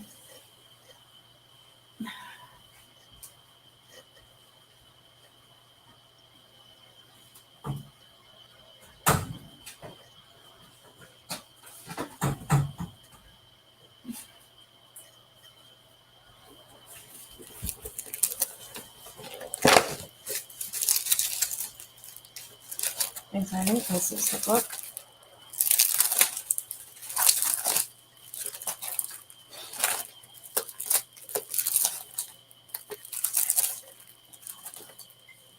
Alright.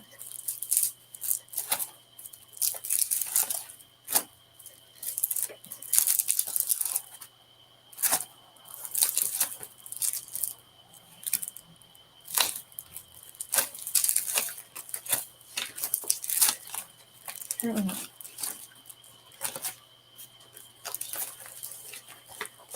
Yeah. It's in there somewhere.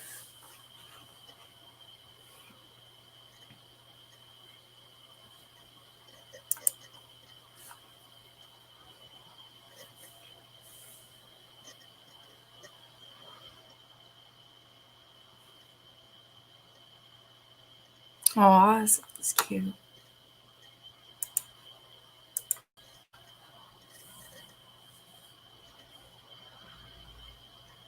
Yeah, I couldn't even imagine what it looks like there.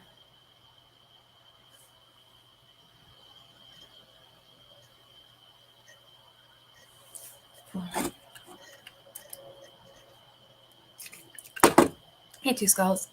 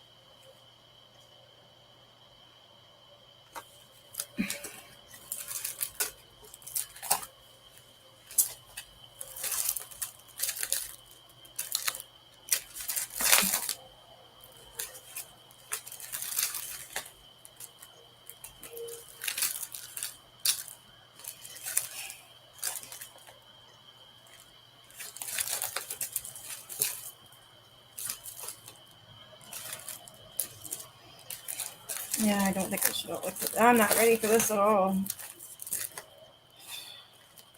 Where the hell is he?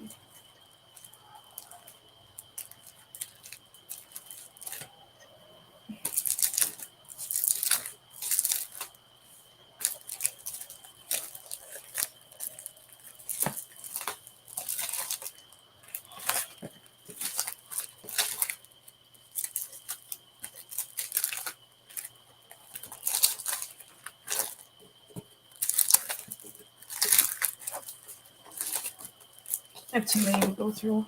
I don't want to do it.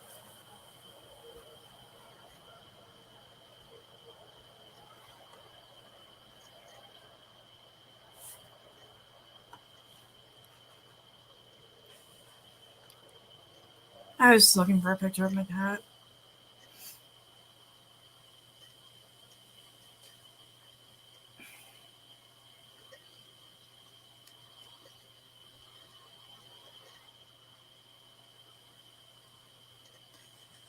I think I am tired. I don't know. I just don't feel good all of a sudden.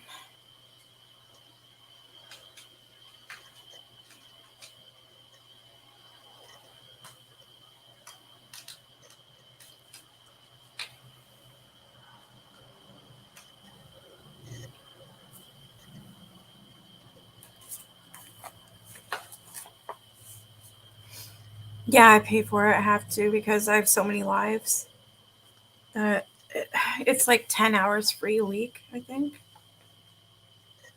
No, a month.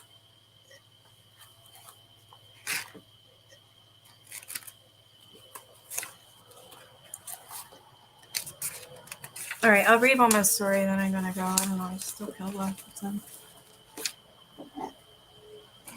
It is. It kills me every time.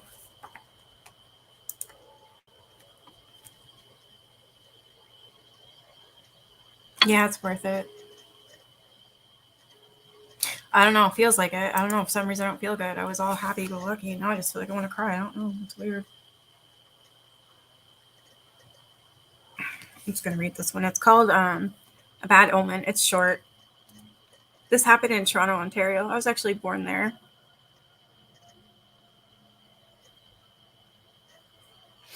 Mother Shipton, if she ever existed, was known as a famous famous prophet who lived in England in the 16th century. She was supposed to have made many predictions about major events that eventually did happen. When a collection of her predictions was published in the late 1600s, her reputation spread to Europe and beyond. A new edition of the collection that came out in 1862 boosted her fame in the United States and Canada too. It included more details of the Shipton's life, as well as sayings and predictions that had appeared in print before. Several years later, Richard Head, the editor of the 1862 book, would admit that most of Mother Shipton's story was a hoax and that he had simply made up the new predictions to increase book sales. But in 1881, the scary prophecies worried a lot of people who had no idea that it was one of his fake creations. When it appeared in print, it quickly became the most famous of all of Shipton's rhyming sayings. Just 2 lines long, it was horrifyingly specific. The world to an end shall come in 1881. So as the weeks and months of 1881 slipped away, people who believed in Mother Shipton's ability to foretell the future became more and more worried. And on September 15th, 1881, when the color of the sky changed suddenly and without warning, many of them were absolutely terrified. The spectacular transformation was like nothing anyone had ever seen before. In the Toronto area, the sky was filled with an orange glow, so brilliant that the Globe newspaper would report the next day the streets and buildings were an orange tint, and nearly everything looked as though viewed through an orange glass. By dinner time, the spectacular swaths of red added to the canvas. The sky looked as if it were on fire. At the same time, darkness seemed to be settling over the city much earlier than it should have. In communities 200 kilometers to the west, and a few hours earlier, the transformation had been reversed. The darkness came first in a matter of minutes. The sun seemed to disappear, and day turned into night. Frightened and confused, some people lit lamps and hurtled indoors. Others ventured into the dark streets, gazing upwards with neighbors and strangers, and weirdly discussing what was happening. Occasional flashes of lightning and cracks of thunder added to a sense of impending doom. That's kind of creepy, actually. As the afternoon wore on, the sky gradually brightened, bringing some sense of relief, but then, as dramatically as it had in Toronto, it began to glow red and continued to do so well into the night. The next morning, those who had managed to sleep woke up to find that all was well in the heavens again. But in some places west of Toronto near Lake Huron, they also woke up to find everything outside covered in a black layer of ashes, thickened by a brief rainfall that had occurred overnight. The explanation for what had caused the incredible transformation the day before was to be found in those ashes. Dense clouds of smoke and ash from forest fires raging during the unusually dry hot summer had drifted across Lake Huron and over parts of Ontario, blocking out the sun in some places and bending the sun rays in others to produce sunset-like displays of red and orange. But Mother Shipton's believers did not know this on September 5th, 1881. They didn't know then that a book editor had made up her prediction about the end of the world. So terrified by what was happening, many of them turned to prayer, convinced the end was at hand. Oh, okay, that was kind of stupid.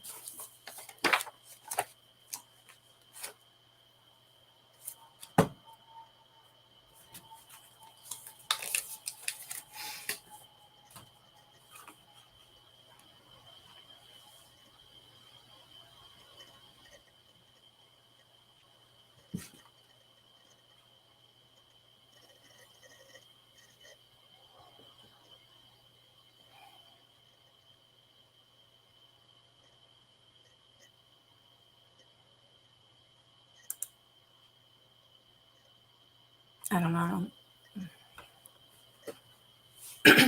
What? Oh,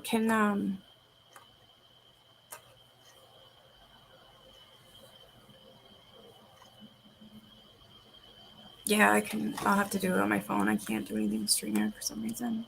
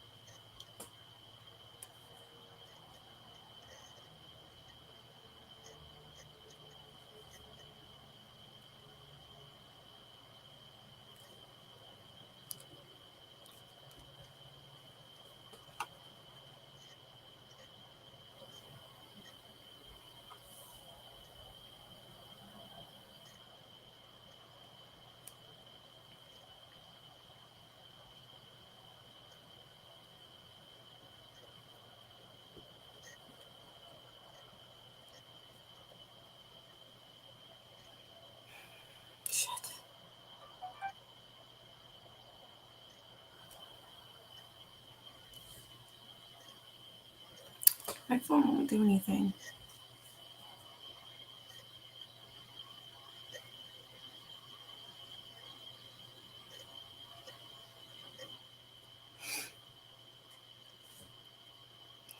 Come on.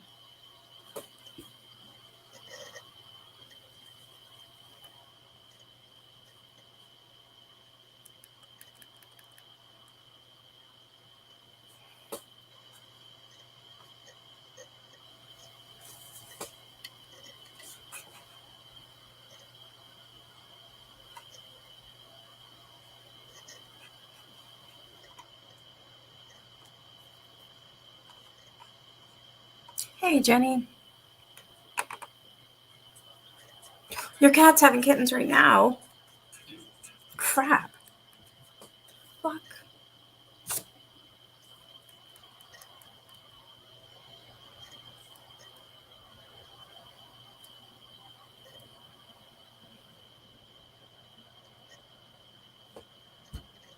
I think he wants me to post it on my channel. I can do it. If it will ever work.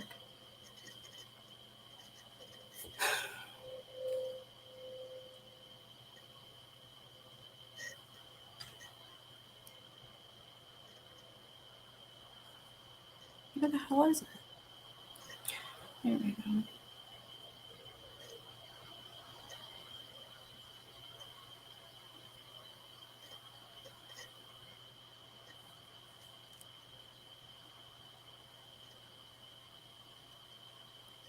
I can't fucking do anything.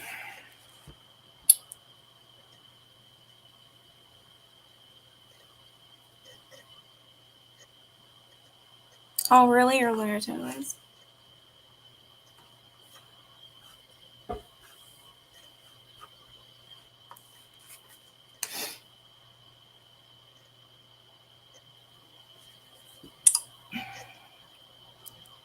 Keeps telling me I'm not on the internet. Strange.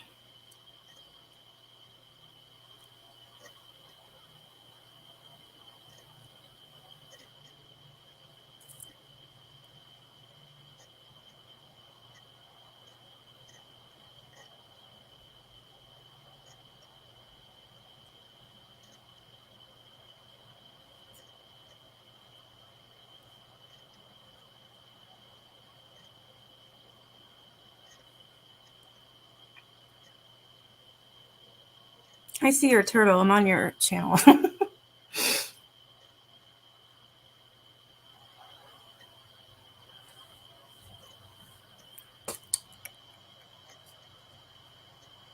There, I'll share it now.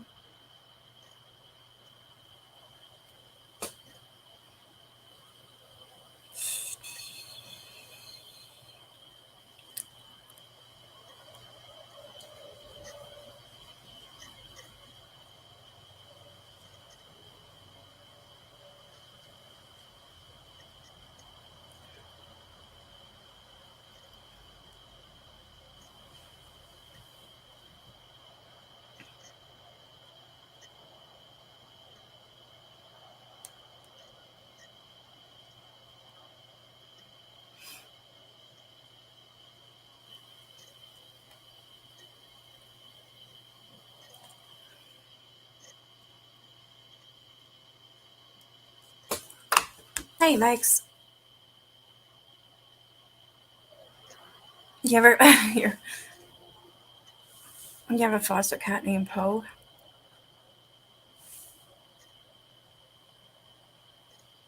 You don't like snakes or Skinner? You should see the albino turtle though. He's ever cute.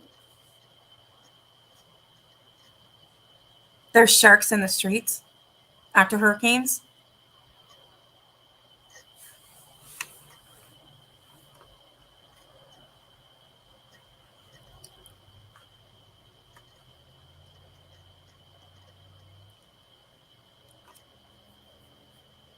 Two skulls.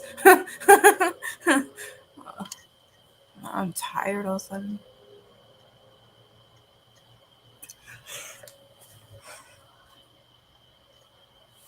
I ran out of water.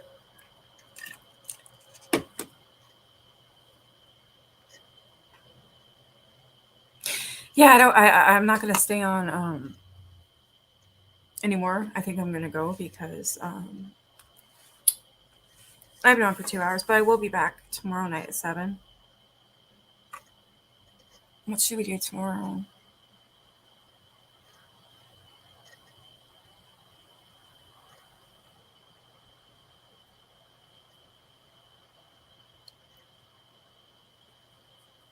I can still read more. Sorry. I can read more stuff tomorrow. And I also have this book too. I thought would be kind of cool.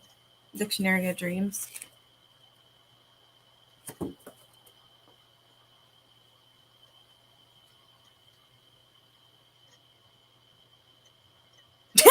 Tools.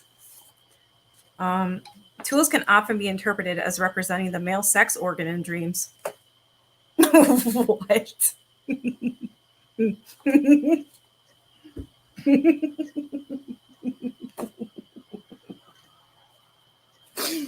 Wow. Of course, I had to see that one first. What bear is the most condescending? A panda.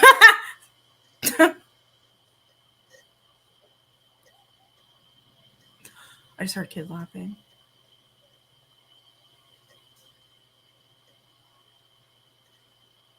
That was fucking scary.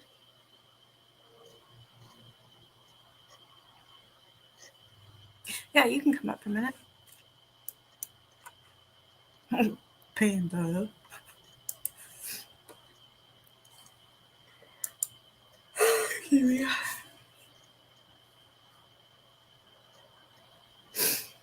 No, my kid wasn't laughing. It came out the window in front of me. It's what, 9 at night? It's pitch black out. Nobody's outside, but I heard ha ha ha ha.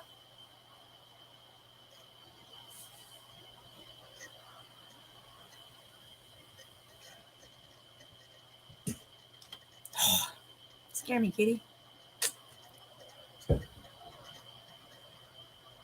Even my cats are acting there tonight. Okay, up, down, up, down. What are you doing? Get back here. What's wrong? You heard that kid too? Scared me. Hey, Deb.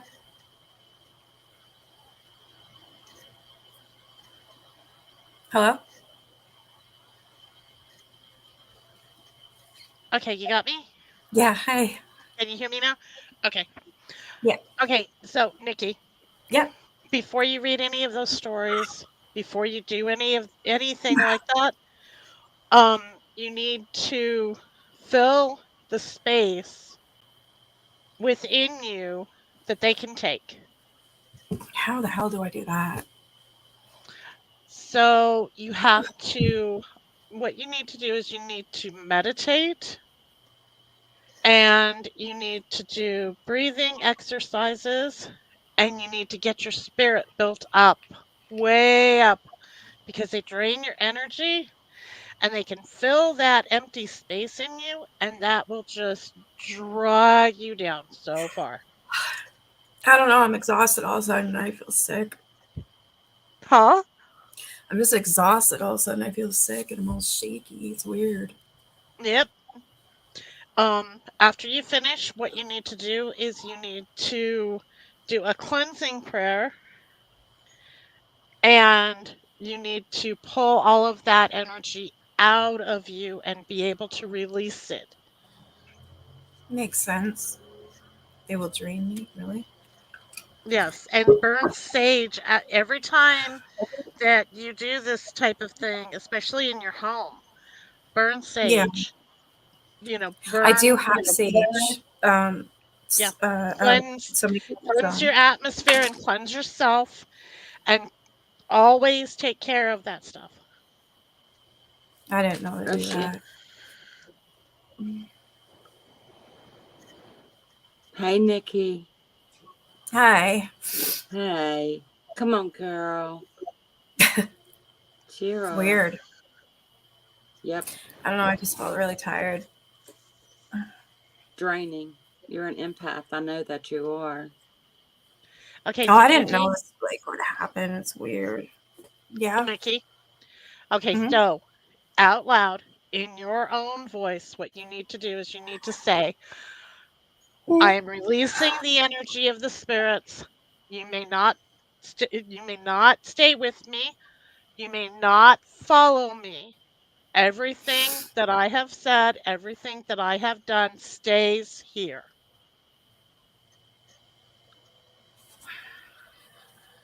Do it. Okay. I believe it. And if you ever do it outside of your home, you need to tell them, you may not follow me. You may not attach yourself to my belongings. You may not come with me. You are to stay here. You may not do anything to me. You have to make sure you do these things. Okay. Because we all have an empty part of us that anything can attach itself to. Mine just happens to be evil, I swear. Well, it doesn't matter Mhm. whether they're evil or not. If they attach to you and they don't let go, if you don't tell them to let go and you don't make them leave you, they are going to drain you and they are going to make you miserable. Do not give them permission. Do You not give them permission. you have to take that No. away. Once you're finished, you have to take away all of their attachment. It's weird. I always feel like this every time I'm reading something or that it is horrible, or I watch something super. I just can't. I just didn't notice. Yeah. But you have to prepare yourself and then you have to release everything and you have to seal yourself. You We can look can, all of this Sorry. stuff up. You can look all of this stuff up and you can get information on what to do and how to do it. But you need to prepare yourself before you do it, and then you need to cleanse yourself afterwards. If I use that sage, I should be all right, right? yeah, yeah. Do Yeah, you use have the it? sage, but you also have to do the cleansing prayers. Yeah. And don't think of prayers as religious type prayers. The I prayers am. that we're talking about here are prayers of protection. And what that is releasing that energy from you. Okay. Okay? It's not a religious thing. It's a because you know for a fact that these spirits are real. Yeah, I've seen them. I hear them. I feel them. Yeah. They touch me. I don't like that at all. That scares me. So you know if they're They touched my real. son. Yeah. That's And you him. know if they're real, there has to be you have to use a real part of you in order to make yourself safe. Have you tried Yeah. saltings, Nikki? No. Read up on that. Yeah. Yeah. Yeah, Us salting too. is for demons and evil spirits. Hey, Selfie. Do not have a Ouija board in your house. Never have a No, Ouija board those in are your banned. house. I've always told my son we're not allowed to have one. He won't anyways. I don't know. Somebody scared him at school a couple years ago. He's like, no. I said I'd never have one because he asked me if I did, and I said no. And apparently, there's this new game for kids, and it's called Charlie Charlie. Has anybody heard of that? No. Yep, You have? yep. Don't do it. That's Isn't all it I'm saying. Just don't do like it. a hangman type game or something? Or I don't know what the hell it is, but I forget. But he told me this a few years ago. Just don't do it. It scared the That's hell all out I'm of gonna him. say. Just don't do it. That's what I told him. I said no. I was like, if you do that, I said, well then I was obviously I'm not going to, but I'm like, well, I'm gonna bring out the Ouija board. It's like, no, don't do that. I said, well then don't do that because that's exactly what that is. Stuff like that. And he's like, oh, okay, I didn't know. it's a baby's first demon. Some fudge that. Yeah. Yeah, bad idea. Yeah, no, you don't want to do any of that kind of thing around you because you are an empath and you are a non-believer. And I am not Yeah. saying what I'm saying is that with being a non-believer, if you do any of those types of games, a Ouija board or Charlie or any of those, then Yeah. you are opening yourself up with with a non-believer's stance as far as God or anything like that. With that, you don't have the protection that I have or that someone else has. And I'm not saying Yeah. that you are wrong in what you believe. I'm not saying that. I'm saying there are different methods for you to do this type of thing than there are for other people. Everybody is different. But I kind of believe that Nikki does have the universe, God, whoever you want to call it. Nikki has that. Whether Nikki reaches out for it is a different story, but it's still covering her. That's my belief. The universe, God, whatever you'd like to call it, she's still protected. She's just got to reach out for that protection. Yes. Even if it's our love for you and our caring for you. That's Yeah. enough. That's enough. We got to break this. Yeah, there was a definite change that came over you. Definite. Really? Oh yeah, everybody. Don't you agree? Oh I don't yeah, remember yeah, this lady. you always change when you talk about this stuff. You always change I because do? oh yeah. Yes. Yeah, you start out in a very happy-go-lucky mood and you're easygoing and you're laughing and you're talking and so forth, and then the further you get into this stuff, the darker you become. You're Yeah. not protected. You're not protected. Yeah, And you're not until you protecting are, yourself. yeah, you need to do that. And we can all do our own part to help protect you, no matter where we're drawing that from.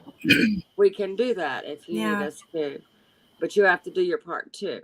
So just protect yourself however you feel fit, Yeah. and know that we're also on your back. We got your back, you know. Like the story I was talking to you about earlier Yeah. today. Or that I texted you, Yeah. messenger, whatever. These are things. Yeah. These are things that we need to talk about. Maybe not so much the darker stuff until you're further down the road with the protection around yourself and your son and your house. Not just, Yeah. yeah, protect yourself. You can do I it. was just. So Nikki, this is the other part of what I wanted to say to you is crystals. Get crystals. I agree. I Get the have protective some. crystals and put them in your house and have them out where they are near you at all times so that you're getting the energy from those crystals because I that will have some for protect you that reason. all of the Yeah. time. I wasn't Do what? using them. I What? have What, Nikki? some. What I do kind do you have have? crystals. What do you have though? Hold on, I'll show you because I don't even know. Look, even her energy is gone.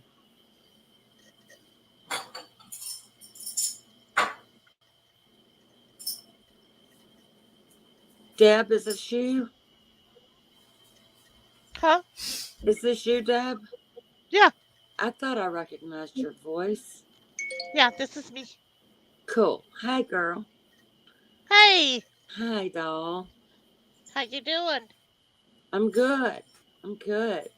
Good. Sent Nikki a few, one story that I have, not a story, an experience. And we're going to discuss that tonight. It's a good one. even though it was a little scary at first. But what? Here's your. I got a Diet Coke. I need some sugar or something. That's not sugar. This is sugar, sort of. Diet Coke. Okay, I have these. Okay, what kind are they?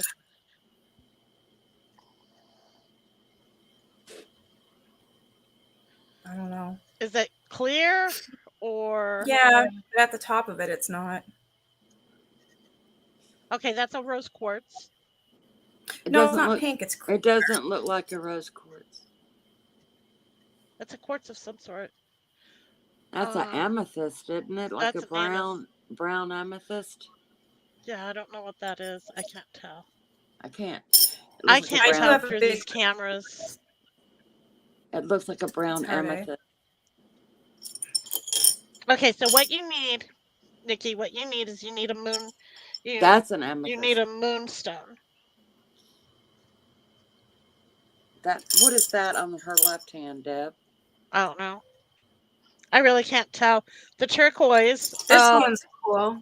The turquoise is energy. So keep that with you at all times. Okay. And you don't have labels for any of them?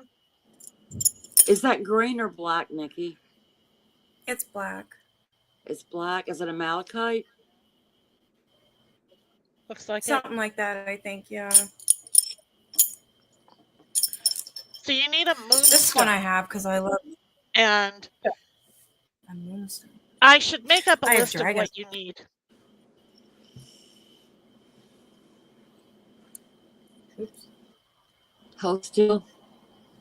Those are stones? They're called dragon eyes. They're dragon eyes. Oh, okay. Yeah. I have 2 and my son has 2. Okay. And those are also dragonized? They're neat. Yeah, those are dragon eyes. Yeah. Well, we know what Nikki needs now, don't we? Be on the search. Yeah. Oh, I have one that I'm actually very proud of. Cost me a lot, but I love it. So let's see. Hold on a minute.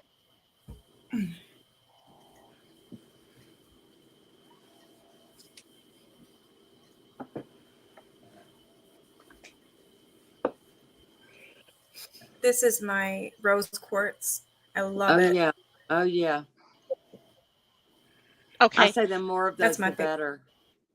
The rose quartz, keep that on your desk in front of you at all times.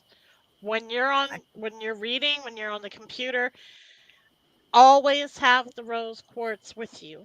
That's your energy source right there. That is your energy source right there. I'll make you a necklace and some earrings that can lay against your skin. I have them here sitting at this table here. Really? Yeah, girl. Oh, God. You wouldn't believe. Yeah. Maybe even a bracelet or 2. I love that stuff. I love these. I don't know. I just. Yeah, you like them. I've been fascinated. Yeah. Yeah. Rose quartz is energy. Have you ever seen the graphics of the empty human? It's a drawing of a human, but it's just an outline. And they're empty. They're white on the inside. And then they're connected with this other human that's also, just an outline, but they're drawing all that energy in and they're turning dark on the inside. That's the analogy I use for the quartz. Yeah, that's the best. For me, to me, that's the best. Yeah. So I went to backwards Barbie accent. There's I don't know what you call her, like a witch, I guess you could call her. She has a store downtown. That's where I've been getting my crystals from. And then there's another woman that works there. She's kind of weird and kind of out there, but I don't know. She knew things, and she gave me. I don't remember which one, but she did give me a stone and told me to hold it and I'm holding it. I'm like, okay. She's like, does it feel like it's vibrating? And it actually did. It was really Did weird. it? Do you know Yeah. what stone it was? I think it was this one. Tiger's eye? Yeah. Looks like a tiger's eye. Yeah, you need a Something bigger like one. Yeah. Yeah, that's But you tiger. felt it vibrate? I've never felt that. But that might be an energy like not a lot, transfer like too. very faintly. So that's an energy transfer too. Right? Do you feel Yeah. better when you hold it? I don't feel sick anymore. There you go. The tiger's eye will give you connective energy. It won't rebuild your energy. It'll give you connective energy, which means that's the type of stone that you want to use before you attempt to connect with anything. Good That's advice, Dan. strong energy. That's a connection. That builds that connection. But what I want you to do right now, Nikki, is I want you to sit there with the rose quartz in your hands. And I just want you to keep one hand on it, keep it in your hands. Something. Hold on to it. Yeah. You're gonna feel you're gonna start getting warm. You're gonna feel that energy building. You're So gonna pretty. feel it I start need more of affecting you. these. Put it against your heart. If you have a Well, bra on, which I do not have a bra on, so. no, you actually want it in your hands. You do? The heart actually has nothing to do with it. Okay. It's not the heart that has anything to do with it. That's a myth. Oh, Um, okay. I'm learning. the reason you hold it in your hands is because the so the reason we wear a wedding band on our ring finger, the reason it is called the ring finger is because that has a direct alignment through your entire arm all the way up. Okay? That Really? is that is the only finger that we have that does that, and it goes up directly to the heart. But on the way up through, it passes through all of those major vessels and so forth, and it connects to all of that, which spreads all that energy throughout your body. All the way back down. It goes all the way through your Wow. body. So the reason so everybody thinks that the heart is actually is the embodiment of a person, and it's not. Yeah. The heart, that's a myth because the heart is the major organ of our body. It's the most important organ of our body. But that's not the most important part of our spirit. Our spirit I thought it is was. made up of all of the molecules that connect to each other to make us. And so your hands, and particularly your left hand, are the most important parts of building that spirit and connecting your soul. See, look at yourself now. Feel how you feel now. Now think back to how you felt 10 minutes ago. I don't You're feel a lot sick. I'm not lighter now, yawning. aren't you? Huh? That's weird. I'm not yawning. I'm not yawning, and I don't feel sick. And you don't feel heavy. Your countenance is different. You were Yeah. down. You were lower. You are changing completely, inside and out. You look lighter. But that's the thing. You've got to remember to prepare yourself. And I'm not saying don't Yeah, do I it didn't because know I that. mean, if it's something you enjoy, do it. But make sure you prepare yourself and make sure you bring yourself back down, and that you Yeah. release all of that energy and that you kick those spirits out because you got to kick butt when you get done. Hey, Deb, I have a question. This What's is that? heating up. Like, Is it? But Deb, Yeah, so my hands you're are going, freezing. are they? Your hands are I'm always freezing? They're always Yeah. cold. My toes are always cold. It's warming And my up. nose. It's weird. Yeah. Yeah. Deb, what do you believe about the? Now, I've always done this, but and I think belief is over 50% of it. But so, um, what do you think about the quartz and the other stones on your belly button? That is the beginning of life. It's, it goes all over. Every nerve began there. Everything we have began in the umbilical cord. So that's where I always lay my stones. Now I'm not educated like you. That's why I'm asking. No, I'm not that educated. It's just that You I've know been more doing than me. I've I've Excuse studied me. a Gotta lot of step this stuff away. for a long time. That's all. Oh. Um, so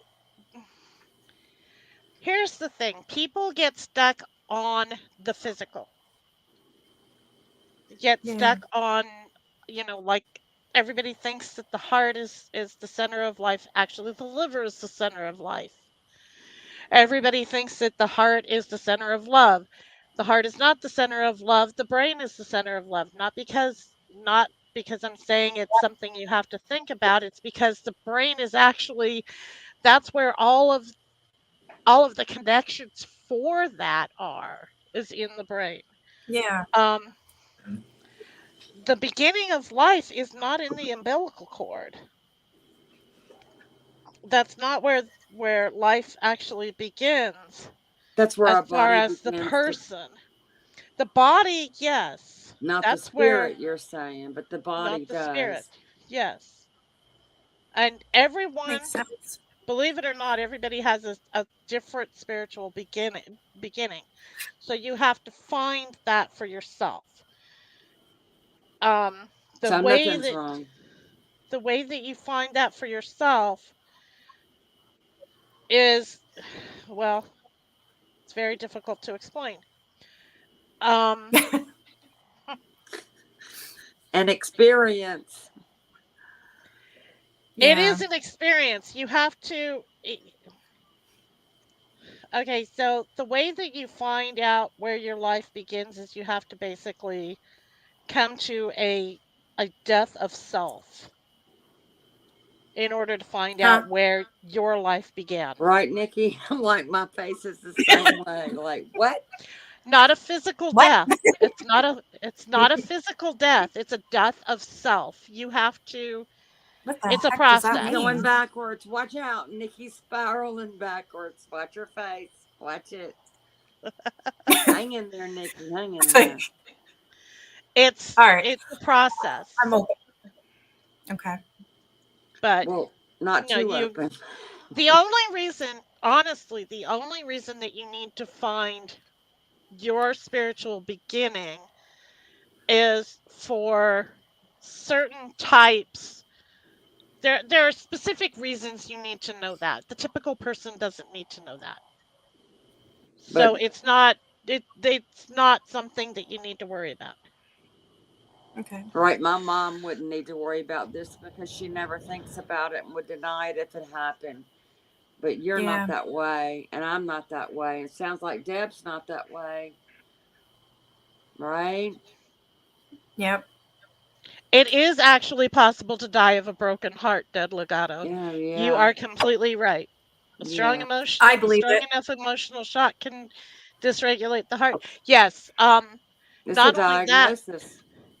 not only can it, um, not only can you die of a literal physical broken heart, you can die of a literal spiritual broken heart. As I far know I as will. when, If my you son know, dies, I'm Oh, going. yeah, stop I can't that be yeah. here. thinking. I'm Stop that dead. thinking. Stop that thinking. No, no, No, no. no, I mean like my son's my world. If he passed, oh my god, no. Yeah. I could Let's, never make it. I won't make it. Okay, I so know I don't won't. do not listen. I'm not trying to be rude or anything, but when people tell you don't talk like that, don't think like that, denial of the possibility is representative of the availability of the possibility, which means if you deny that it could happen, you cannot accept that it could happen. So Yeah. therefore, if it does happen, it's even worse. So I you just, have to make yourself, you have to allow yourself to think in the negative, but don't grasp the negative. Just know that it's there, be willing to admit it. Yeah, I can Do you do see that. And what I I'm don't saying? expect that to happen ever. I'm going before him. well, then you know that. I already know I will be. That's just how it works, right? This might I'm not just be the saying that night to think they about that. mentioned the broken heart, and I'm telling Yeah. you, I will die of a broken heart if he passed. Right. And I understand that. I totally understand that. I don't But even think it would make a broken heart. I don't even think I'd get that far. I think I would do something to myself. So I know I tonight's, would. yeah, let's not dwell on that right now. Yeah. well, but that's not something, it's not a negative thing. I Death just know I She's is a couldn't live part painting it of without that way. he's death is as much a everything. part of life as love is a part of life, as happiness is a part Yeah. of life, as suffering is a part of life. Death is just death. That's all it is. It's just death. It's It just a part of scares me. life.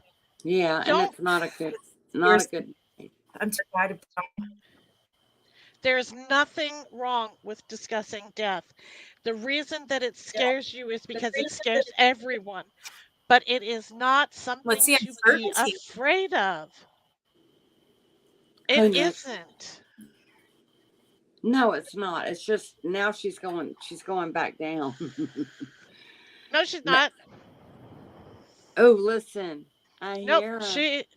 no, because the thing is that discussing things like that, it may be a heaviness while you're talking about it when you're getting used to it, but you have to get used to talking about it I because agree, Deb. I just thought she was on a roll there for a second.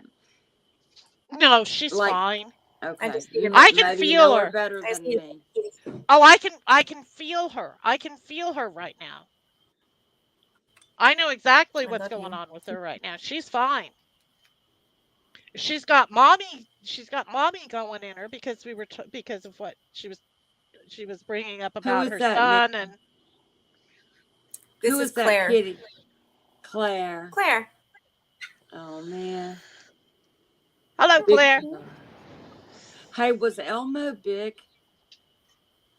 I mean Huh? Mo. He was Mo. long. My dog was. I mean He's my cat was. long. He was long with a long Mm. tail. Yeah, Go. I always pulled Elmo's tail. I called him Momo or Mo, but I always pulled his tail and it got longer and longer. He loved it. I could hear it, feel it pop. Got a long You know. tail. Ditching me for the window, huh? F Bear, get yourself to the doctor. Yeah, you. Yeah, get Do yourself you to want a to be doctor. grounded? She does. Get your ass to the doctor. Are you gonna go, Missy? You gave in last night, resorted to using a very old. Oh, she needs to go. Did you? Every time she's in my chat, she's got fevers and everything else. I can't And you see. did use the inhaler.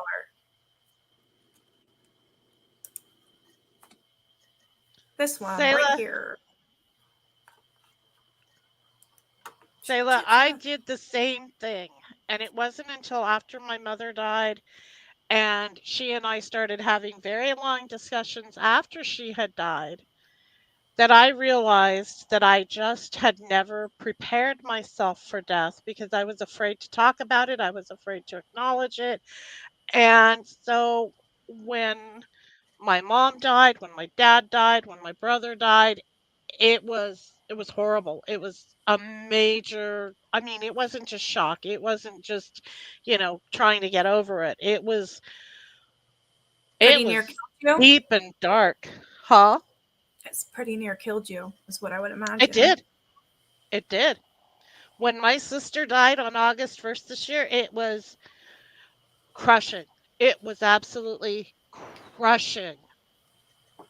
But now that I've gotten over the shock and everything, I've come to the realization now in myself that my sister is with me no matter what. Because a Yeah. person is not made up of the molecules and the chemicals that make up their body. They're made up of the memories and the spirit that everyone knows of them and everyone holds of them.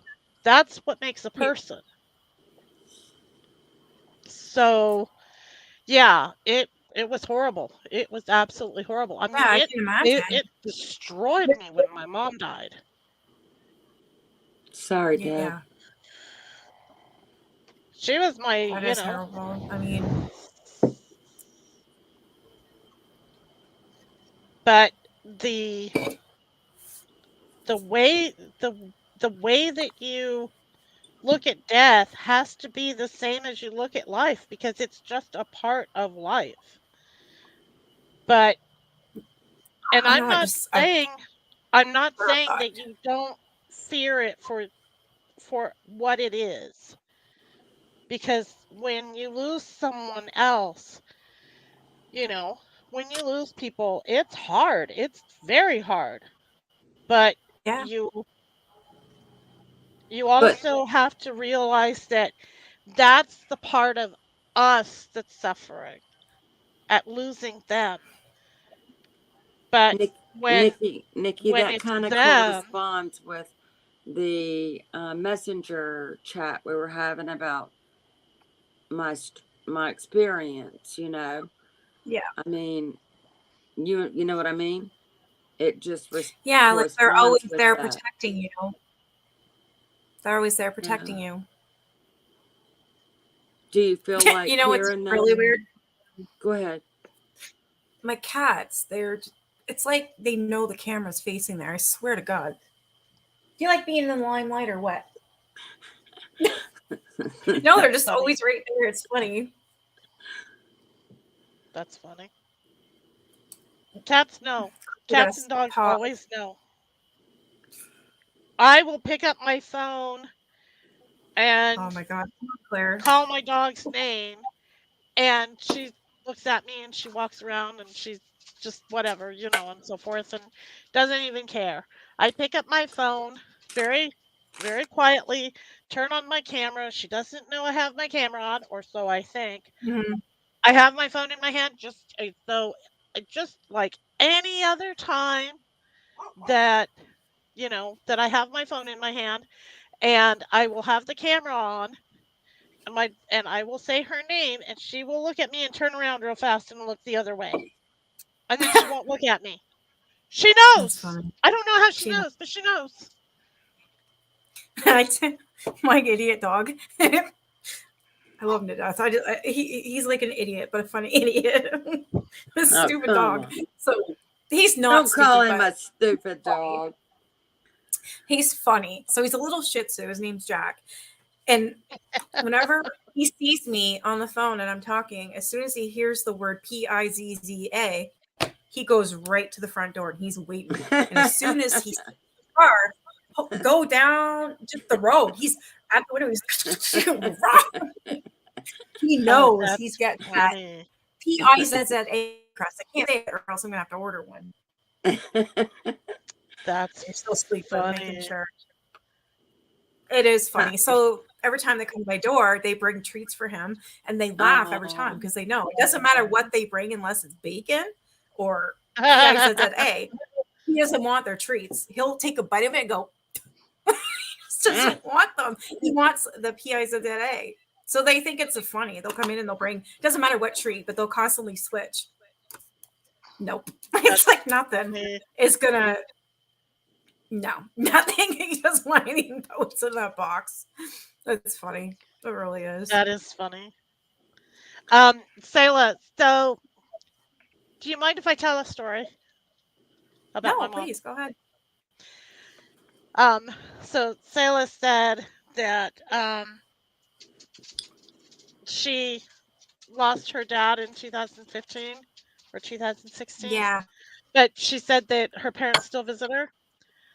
So, okay. very gifted, Selah is. So when my mom died, she was in a coma for 3 days. Well, she went in on Monday afternoon, and they removed life support on Thursday morning. Oh, wow.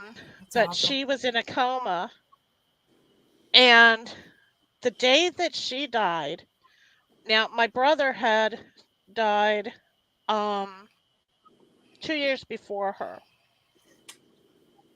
and I was driving to Sonic to get lunch for everybody because my brothers and my sister, for some reason, could eat and I couldn't. But anyway, I was going to Sonic to get food for everybody, and was driving down this road that, I mean, drive back and forth on. This was in Pueblo, Colorado.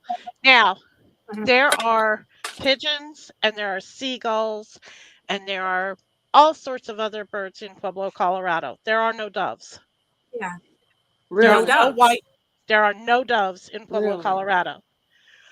I'm Wow. driving down the road, and in front of me, I mean, literally on the road directly in front of me, are two pure white doves Wow. sitting in the middle of the Wow. road looking right at me. And I start to slow down, and as I start Wow. to slow down, they take off and they go in separate directions, basically straight up, and then they get together and they zoom off. Now there are no doves in Pueblo, Colorado. I didn't know that. Wow. I didn't either. So No doves. That's a that's just They sign. say doves are holy. Yes. That's what they say, right? Peace. that they're what? Yeah. Sayla just, Yes. I said doves are holy. And then Sayla just said doves are a sign of the Holy Spirit. Wow, that's so amazing. I was Yeah. actually right on Well, something. they're and they're a sign of peace and love, and it's a traditional sending off of the spirit. Yeah. So, Wow. and yeah, it was really something. I Wow, had Dad. never, Do yeah. you think that was your parents? My mother and my brother. My Sorry, your brother mother had and your brother. died. I believe. My I believe dad that. died in Yeah. 1999, and that was a whole different situation. But I'm sorry. my brother died in 2005 and my mom died in 2007.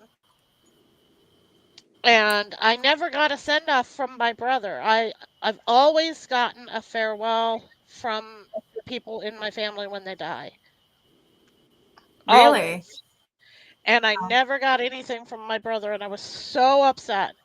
And then the day my mom died, I Yeah. got a farewell from both of them, and I think my brother was just waiting for mom because he Oh, was her son, you know, yeah. and he died before she did. So I think he was Right. just waiting for mom. Wow. But Probably. Well, it's more than a coincidence, wasn't it? oh, there's no such thing as coincidences. There's Yeah. no such thing. Yeah. No, I literally everything happens for a reason.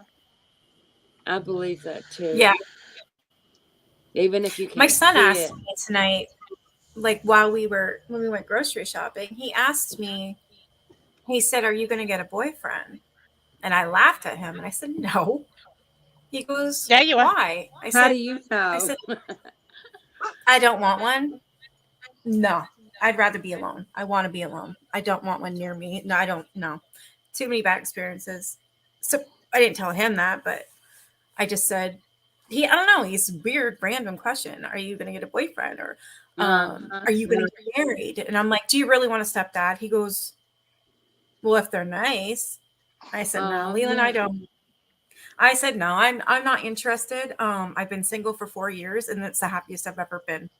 And I said, I just want it to be me and you. I don't want anybody interrupting that.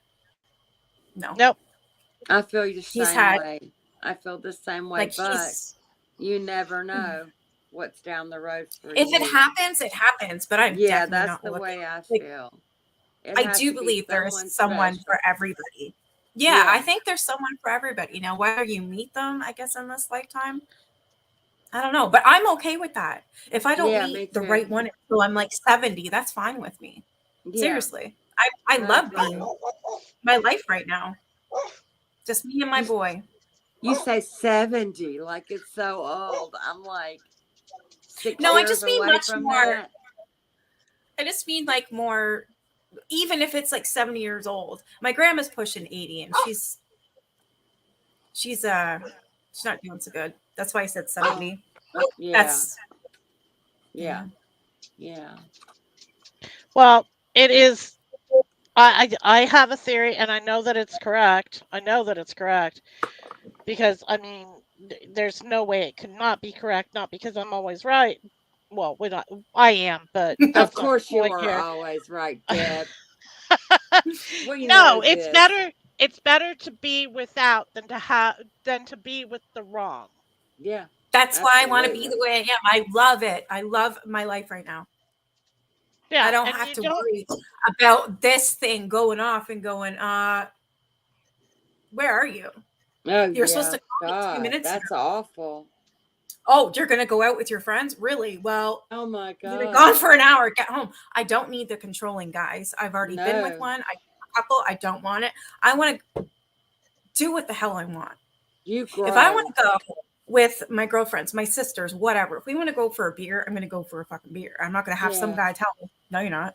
Don't this talk is to your guys. time. Like, really? This is your time for growth, and don't let anything interfere with that. I Enjoy love it. my life right now. I Yeah, really I do. do too. I do And too. I don't want some guy coming between my son and I. Not that I would ever let that happen, but so my son's dad cheated on me and he's with the girl that he cheated on me with. And this happened 7 years ago. My kid's still Mm, dealing with that. He still yeah. cannot accept the fact that we're not together. Yeah. Oh. It killed him. Yeah. Yes, it did. Because she moved in the day I moved out. Like, come Oh my on. God. Come on. Broke his little heart. Wow. I would Oh my never do that God. to him. How old was he I've then, Nikki? dated 4, Oh my God. going on 5. And I dated a guy in between, like, I've been away from him for 7 years now, but I did date a guy for a couple months and he said one thing to my son and that was it. We walked out the door. Well, at least you knew quickly. Didn't take He you was a the one that minute. was controlling. No, it didn't take me long at all. No. Yeah. Yeah. But I think he Priorities. wants me to be happy or something, or he just thinks I'm missing something. And I'm starting to wonder if he thinks it's because of him that's why I don't want a No. boyfriend. Like he's No. almost feeling like it might be his fault. It's not his fault. I love my life No. right now. I don't How want old is anything he like now? that. He's 11. 11. Nope. You know what it is? What? I can tell you exactly what it is with your son. Do you want me to? Yeah, I'd love to understand or try to. He's a boy. He's in his preteen years. Yeah. He don't take this the wrong way, but he's maturing Yes, too and he's fast. starting to get that sense. He's starting to get that sense of man and woman Yeah. and Yeah. pairing and coupling. And he's starting to feel that that empowerment of having someone else in your life when it's good. He's starting to feel that. He's starting to get the emotional and the sexual um Yeah, um that would make sense.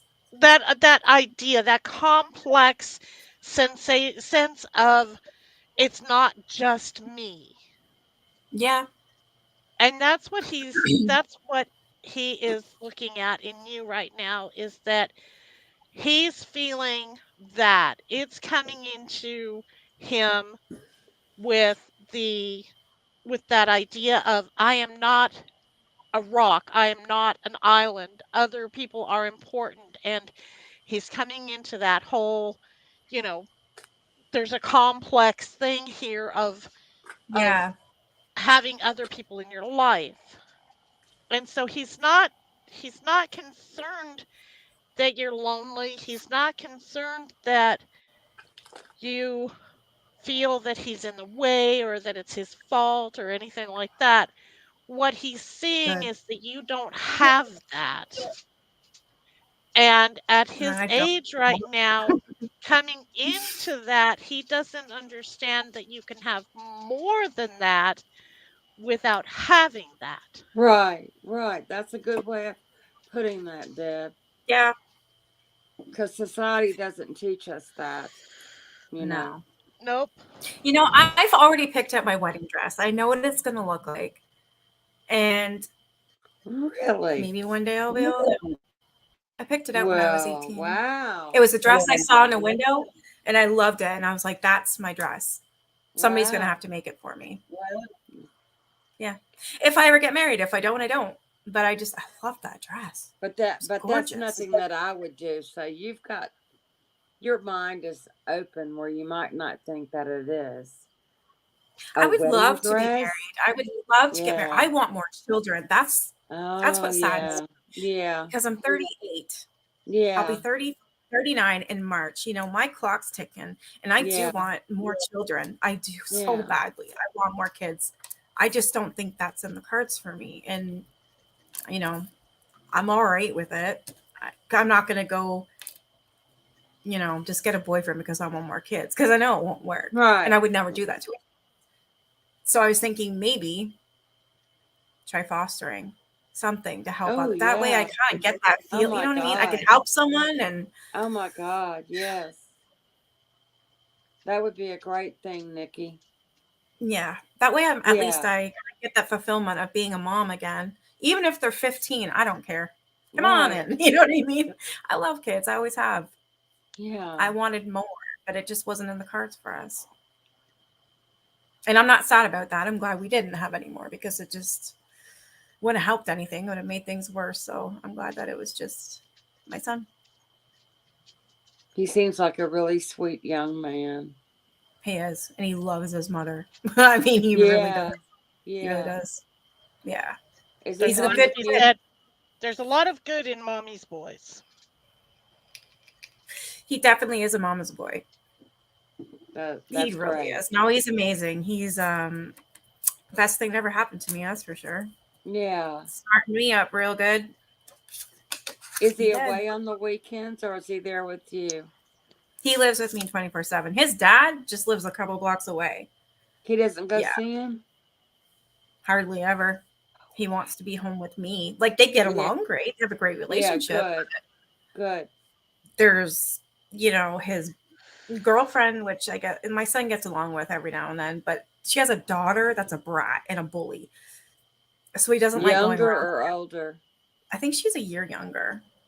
So he doesn't like that aspect. It's more he wants him and his dad's time. Yeah. But like his grandparents are really involved and his aunt and stuff on his father's side, they're really involved. I'm so grateful because my side isn't. Oh, So he's got, you know, he's got good family on that side. I'm really grateful Yeah. for that. So he Yeah. will go like with the grandparents or his aunt and just go to the beach or go like just the weekend that just passed. He went to a wedding all weekend. And then the weekend before that, they went to the hunting camp. Like he's always with them. good. But then there's some times where it's like, no, I'm going to stay home and won't go there for like a month. I guess it just depends. There's not a set schedule. He makes up his Yeah. own mind.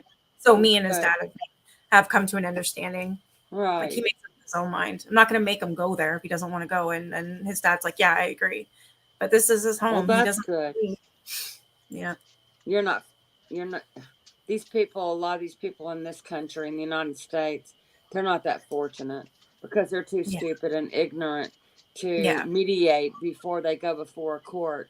And then I once didn't you even go to before the court. I won't. Nope. I don't need to. I know what I want. And what I want is my son to be happy. So if my Yes. son wants to go Right. there every weekend for the rest of his life, he is have at her. Sounds like your ex is the same way.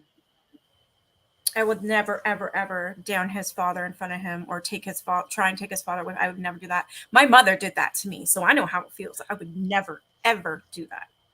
Yeah. So I think you kind of, you learn from the past mistakes of other people. Yeah. So now it's like, if you're smart. Yeah. yeah. So he does what he wants. He's a spoiled brat, but he's not bratty, if that makes sense. Like, he gets what he wants. He's your spoiled brat. Yeah. Yep. He gets what he wants. Yep. He always does. He's never been grounded, although he's never done anything bad.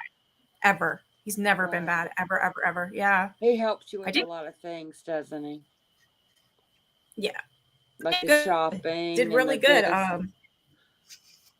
Oh my gosh. Sometimes he doesn't want to go, so I don't make him. But he'll be like, can we like not go today?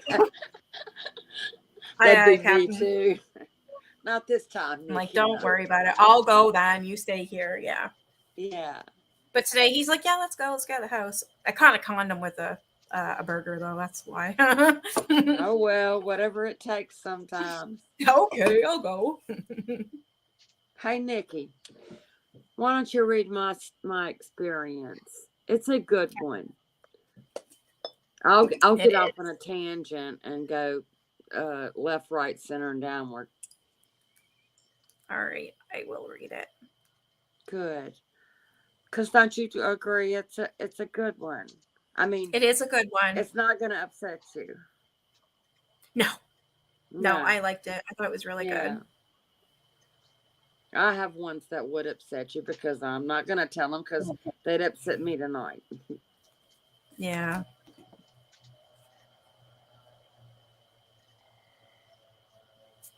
So, Nikki, I am going to... Oh, I know what I needed to do. I'm going to try to write with my left hand. I'm ready to chop my right arm off. You know this, right, ladies? What's wrong with your arm?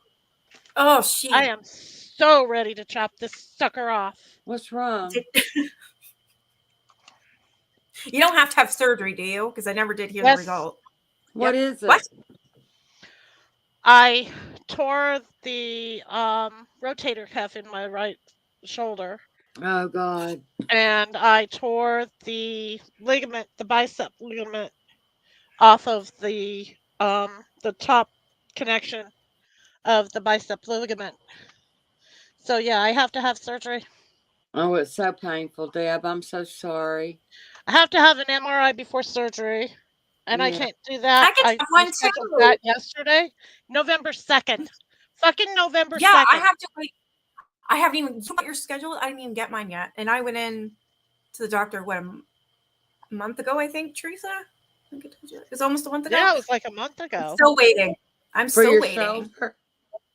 For your for her shoulder, first, and I need an MRI done because of a whole bunch of crap. But yeah, I still haven't got an appointment. I'm still waiting. Wow. Deb, I had to call. Sorry. I had to call yesterday. Hurts. Yeah, I think I should just ask. Is there like an appointment coming up? But no, actually, when I went to see this other doctor about my ears, she told me that it's been they put it in a request for me to get an MRI, and no one has gotten back. So, and that was a couple weeks ago. Yeah. Yeah. Be proactive. Everything's backed up, I guess. What's that? Stupid. I think it's all backed up because of COVID, I guess. That's what they were saying. That's an old, tired excuse. I'm sick of hearing. Yeah, I'm sick of it. Yeah. Well, I just live in a very, very small town. And so there's one MRI machine in this town, in one hospital in this town. So, I have to go out of town. Do you? Yeah. Yeah, it's in here. We don't have one here. I have to go all the way to Kingston. Like I I got to go like an hour and a half or 2 hours away from. Deb, what are you doing for the pain? Because I'm a dog groomer and I was a dumbass and I had the leash wrapped around my wrist when the owner came to pick up her collie, and that it wasn't the dog's fault. It was my dumbass fault. But it pulled it around my back. And so destroyed the rotator cuff. Well, didn't destroy it. But I remember how painful that was. I mean, I could barely sleep for 3 months.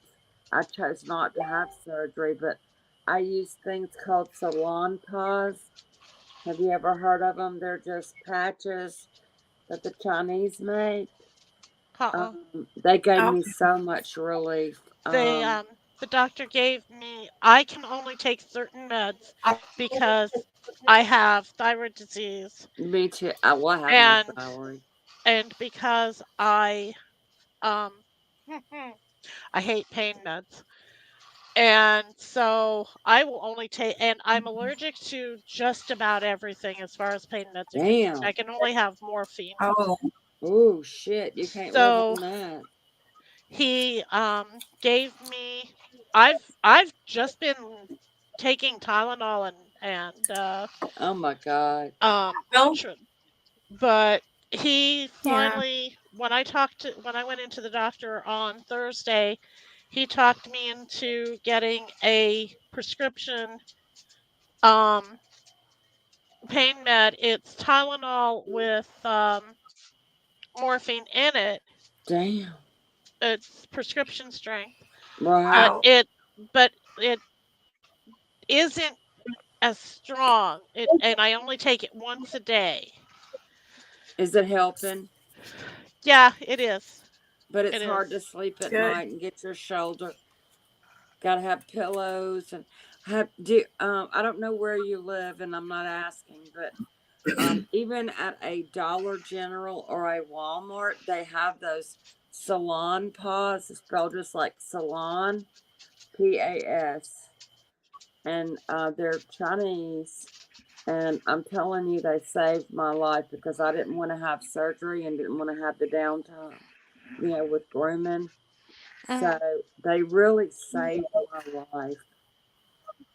And they're, Yeah. it's not a pill or anything you have to take. It's just maybe I should, I don't know your address or I'd send you some, but I know you have those locally if you're in the United States. Oh They yeah. can help get you by anyway. Oh, listen Well, to us old women talking about our old problems with our old bodies. Oh my God. But it's so painful. I know. I remember. It's yeah. like a toothache, only worse. Oh no, this is not a toothache. This is a full-fledged going to rip my arm off and beat myself to death with it. Oh my God. I know. I remember. So I'm sorry. I know that's that okay. hurts. No, It's okay. It's life. well, it's gonna be Life. okay, but it's not okay right now. I know. No, I'm fine. I'm Oh, fine. you're a tough Honestly, old lady, ain't you? I have to be. I know. Me too. I I'm single. waited I waited a week and a half to have it looked at, and I ended up in the emergency room because it was hurting so bad that I could not hold my arm still. It was shaking so badly. It Oh, would not hold still. It hurt so Wow. bad. And that was when I ended up going into the emergency room. And then it took another week and a half for me to be able to get into the doctor, to the orthopedic surgeon. damn. So, yeah. But no, I was raised by a mother who said, "Walk it off, and if you can't walk it off, sit down until you can, and then walk it off." Damn. That's just the way we are. Are you a Just the way we are. Minnesotan? Are Yeah. you a? Yeah. Okay. Oof. Yeah, my mom wasn't a big believer in let's rush to the doctor for everything, but if I was hurting, we were going. Yeah, for sure. Yeah. Yeah. Yeah. Yeah, I'm sorry I about was that. always at the doctor or the hospital. Oh, you tore your calf. It is so dark. Oh, It's actually oh, super dark. ow. Who tore their Oh, that calf? Yeah. hurts. Y'all both have? Delgado says, I tore my calf muscle before I was 40 weightlifting. Will never be the same. Just getting Damn. Charlie horses there hurt enough. Yeah. I I've Oh, never heard It's of different. anyone that oh, that hurts. I've never Yeah. heard of that. Yeah. I hate, see, I can handle me being in pain. I can't handle other people being in pain in any way, shape, or form. I hate it. I I know. hate seeing other people Caretaker. in pain. Well, because I'm an empath. Yep. I I'm an get it. empath. And so when I'm in pain, I can just will it away, and I can deal with it and I can do what I have to do. When other people are in pain, I feel it. I mean, I Ooh. feel it. So, yeah, no, and especially emotional or psychological pain. Yeah. Ugh, Yeah, I get that that. kills me. Yeah, I get that. The Nikki, pain, I though, have I a don't question feel. for you. Yep. Nikki, I have a question for you. When is your birthday? March 1st. March 1st. I don't need year. I just need Does okay. that make you Taurus? 1984. March 1st. Do I like okay. guitars? No, does that make you Taurus? What is March 4th? Pisces. Pisces. I'm the fish. Okay. I'm the March- Leo. You said March 1st, right? Not March 4th? Yep. March 1st. Okay. I was March born 1st. in the leap year, so my mom chose March 1st as my birthday, or else I wouldn't be able to celebrate it except for every 4 years. Oh, yeah. You're a I've leap heard Yeah. baby? You're a leap Yeah, I'm baby? a leap baby. I think I heard you say Oh, that makes so much difference. It does? Yep. In what way, Deb? Why?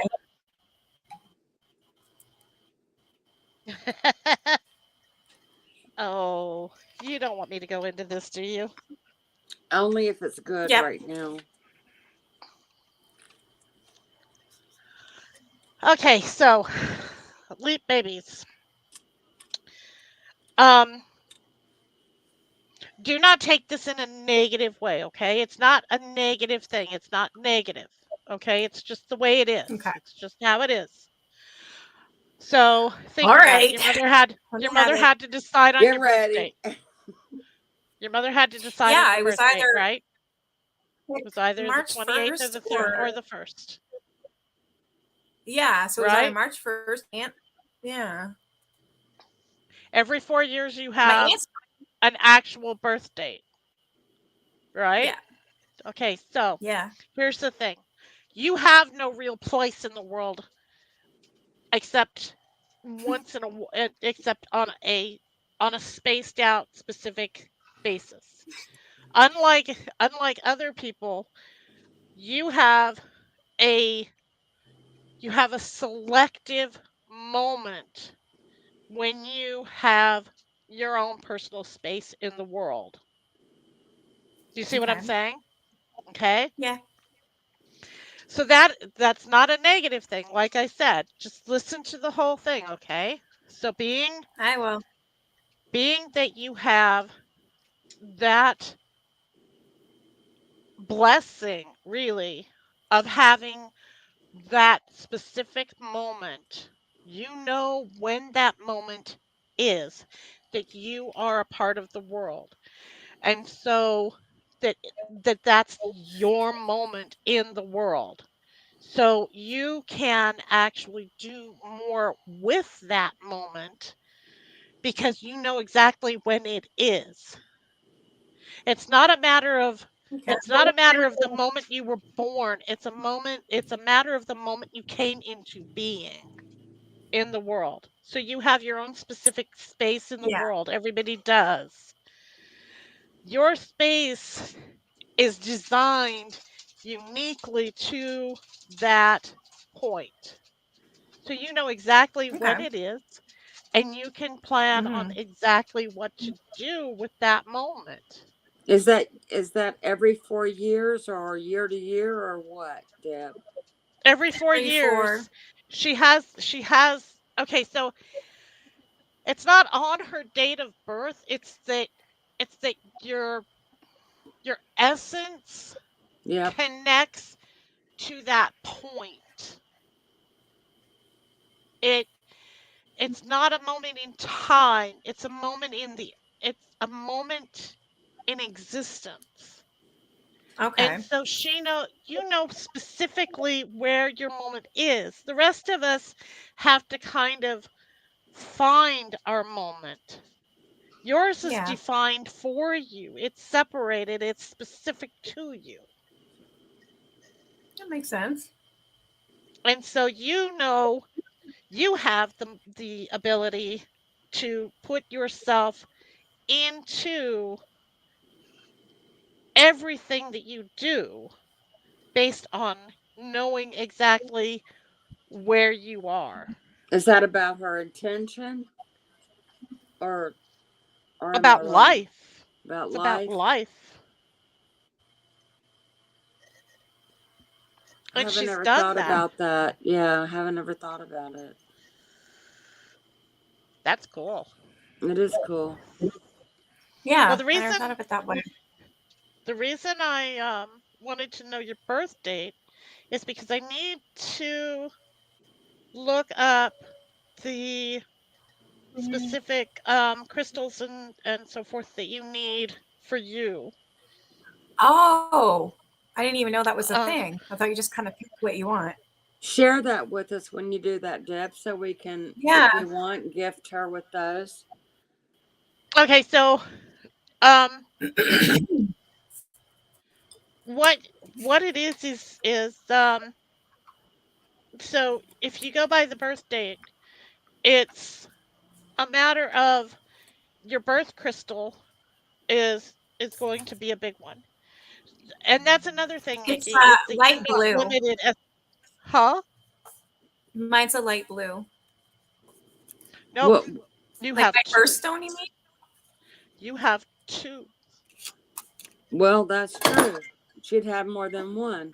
Yours crosses over because your birth date only your real birth date only Yeah, exists once every 4 years. So you actually have a crossover because you were born February 29th, but that only happens every 4 years. So yeah, you selected March 1st. So you actually have two yeah. birthstones. Right. Cool. So you're February So is it and March. this February is red? I know. I know it's blue for like a light blue for March. What is it for February? Purple? Why is it purple? A Um, damn thirst or something? I'm gonna have to look it up because I don't I know know, them by heart. right? I don't know them by heart. What is your birthstone for your birth of date, Nikki? Um, Is it a amethyst? Let I me don't look know. here. It's a light blue one.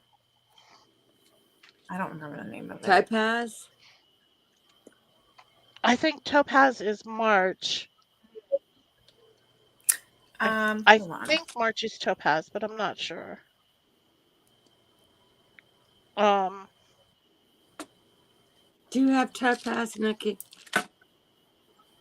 You have topaz? Yeah, it's like stone? hold on. It's what the heck is it called? It's not lapis. No.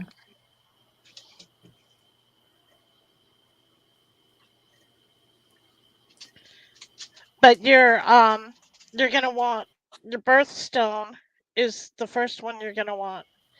But you are going to need both of your birthstones. And Okay. you also need to, based on your date of birth, you also want the birthstone of It's exactly 6 months aquamarine. after That's yours. what it is. Aquamarine, there you go. That makes sense. Light blue, that makes sense. It says it But you also want is the the tranquility birthstone. of its I'm name, sorry. which is the sea. What, Nikki? I'm sorry. It What says, did you say? in fact, the name aquamarine is derived from the Latin word aqua, meaning water, marina, meaning the sea. Blue. Yeah. Cool. Yeah, that's it. Yeah, it's also known as ocean blue. Hey, wait. What I'm looking at says March birthstone, aquamarine, Ooh, that's and pretty. bloodstone. A bloodstone. Uh-huh. Have you seen it? Wait, did you have a bloodstone, Nikki? Did you show us a blood? Can you No. see this? No, she didn't have a bloodstone in there.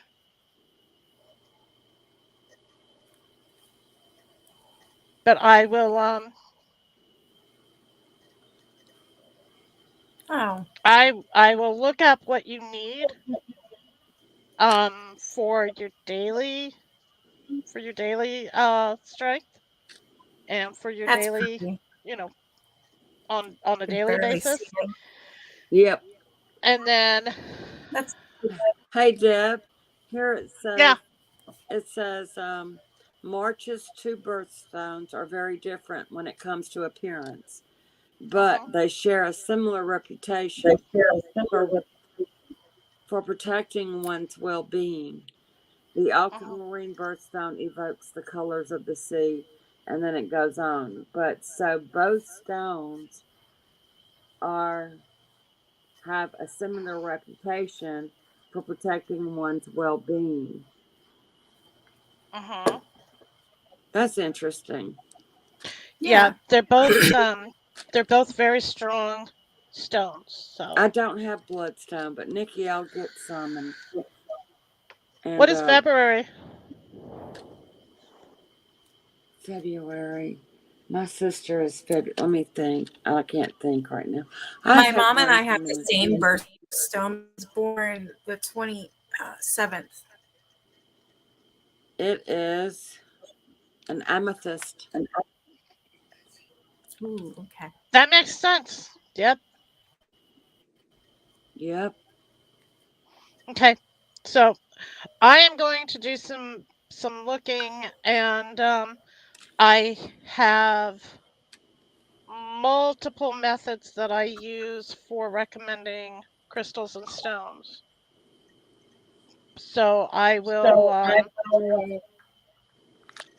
What's that? I don't know. Nobody was talking. I don't know what that I heard was. somebody say something, but it Oh, wasn't I us. did too. What was that? I don't know. I don't It was know a either. woman. We should I heard rewind something that. too. It was Oh, a never mind. It was me. It was Oh, me. It wasn't you me. blew Me. a Halloween It theory. was on my end. It was on my oh. end. I know what it was. I know what it was. Let's see. What time is it? 8:11. Yep, I know what it was. Really? What was it? Oh, I have a resident who likes to start kicking everything up right around 8 o'clock. Like a living resident or a ghostly spirit? Depends how you define living. With a beating heart, blood flowing through the body. No, if you define it as a beating heart and all of that, no, then I would say not living. Hey, Nikki, the amethyst is naturally protective as well. Good. So that's good. You already have the amethyst, right? Yeah, I think she did. Amethyst helps to keep you balanced, calm, and safe from spiraling through patterns. It can also protect you from shades of emotional manipulation and stress and anxiety related issues. Really? Yeah, amethyst is important to me too. Yeah, I've heard that actually. Yeah.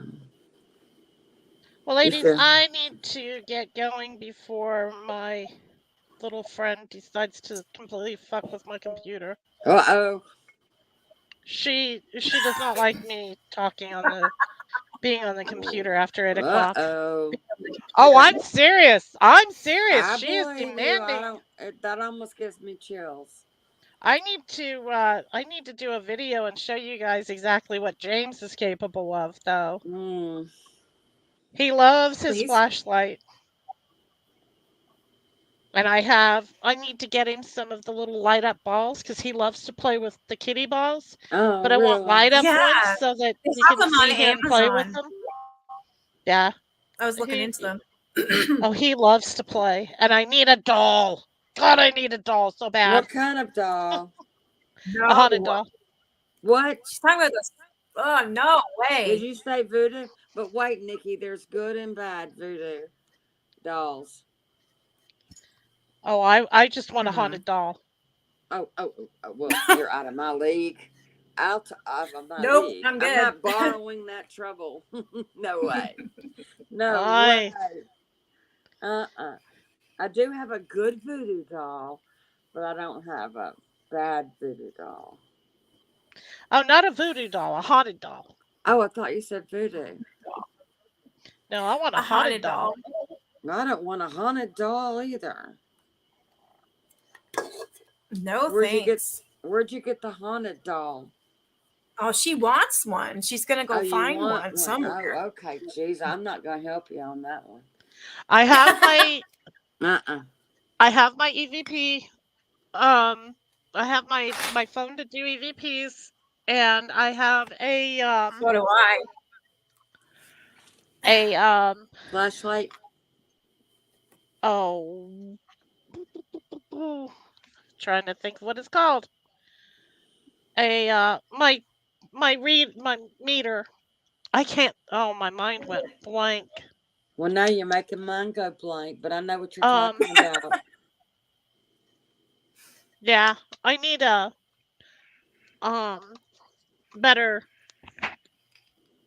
But anyway, I have my stuff so that when I go looking for a doll, I can Ugh. find a haunted one.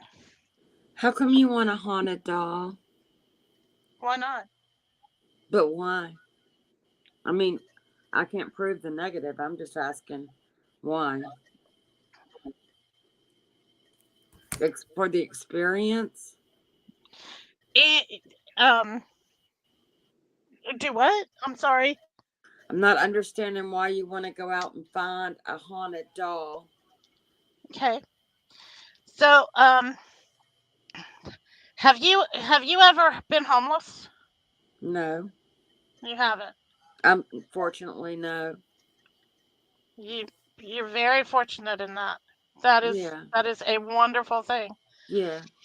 A lot of spirits are. And when they find something that they can call home, Attached to. yes, when they find something they can call home, they become attached to that, but then they might get kicked around from here to there, and they might not have an actual place for them to be. You mean and they they need don't. a home? They're restless because of that, and they need a home. Yeah, exactly. They need a home. And I think it would be great to basically adopt a spirit. Another one. Oh, jeez. To join the 30 I already have. Holy shit, man. I'm like, oh my God. Get your arm fixed first. I'm telling you, if I weren't addicted to my ability, I would, be completely despondent and terrified of myself. I would. I'd be terrified of myself if I weren't addicted to my ability to do what I do. Why? Well, because I am a very scary person. I am a very scary person. In what way? Or ways? A lot of ways. Really? You don't come across that way or give that vibe or aura over YouTube. Have you noticed what we've been talking about for the last hour? Yeah. Well, Deb, I'm not a dumbass. Yeah. No, I'm just saying. This is why I terrify most people. Oh, because of the subject matter? Yeah, well, the doll freaks me out, but I'm just curious as to, there's a lot of things to adopt. Another spirit when you've got 30 doesn't sound like, wow, that's the next thing I need to adopt. But that's just me. I don't want one of those. I don't want a doll like that. That's just me. I got enough around me, Oh, Nikki, you look so pretty. Oh, there you go, girl. I feel much better. Something different about you all of a sudden. Yep. No, I am not into black magic. I do not I No, I didn't. believe in black magic. I know that it exists, but no, I do not do black magic. I do not practice black magic. I will not have anything to do with black Mm. magic because I know exactly where it comes from and I know what it can do. Yeah.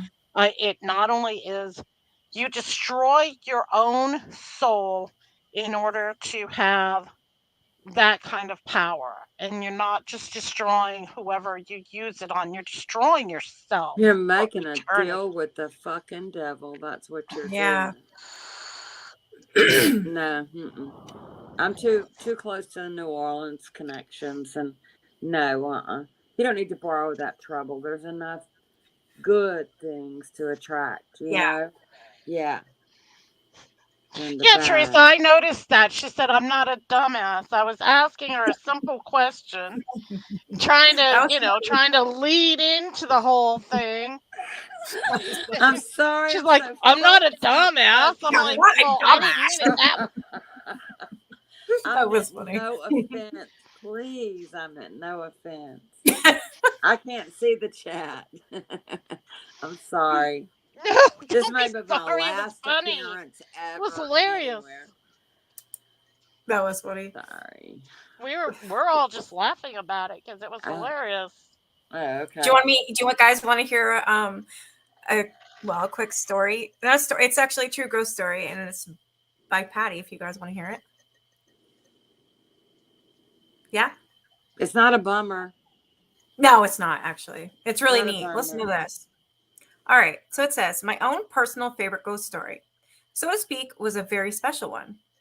My husband and I lived in Baton Rouge, LA, so we were fortunate to be within an hour's drive of the French Quarter in New Orleans. We loved music, and the House of Blues was our favorite spot to go for the best live shows you could ever hope to see. Allman Brothers, Bob Dylan, Bonnie Raitt, and God knows how many in between. We always parked in the same general area at a friend's place off Bourbon Street in the middle of the French Quarter. As usual, we had more than our share to drink during the shows. The bars were generous with white Russians, and they are very powerful. I know, I love them. I love them. I'm completely aware of how drunk we were, like super drunk, but hey, it's New Orleans. So on a regular walk back to our friend's place, well, walk is a loose term. We were more close to a few stumbles, some staggering, and I remember a zigzag walk at one point when we were giggling so hard. That's cute. I'm digressing. What I should have said is we were so damn fucked up. hitting that straight I up. forgot I said that. No, it's Been there, good. done It's good. It's good. I love it. Oh my But god. we've done this at least 40 times by this point. We turned No down a joke. short alleyway, not 100 feet end to end. Out of the pitch black, a man who stood at least 7 feet tall stepped out in front of us. He was about 12 feet from us, but he was standing to my left, closer to that side of the alley. Everything about him that I could make out reminded me of the gentle giant in the movie The Green Mile. Everything with the exception of his countenance was menacing, to say the least. More than that, but this happened so fast, that's the lasting impression I have of him. Huge man, bald head, like I said, the guy in The Green Mile, only not gentle or kind in his posture or the feel of his ill intent. It was as much of a feeling or intuition as anything I could visibly discern. My husband put himself in front of me and started pushing me back in the direction we entered the alley.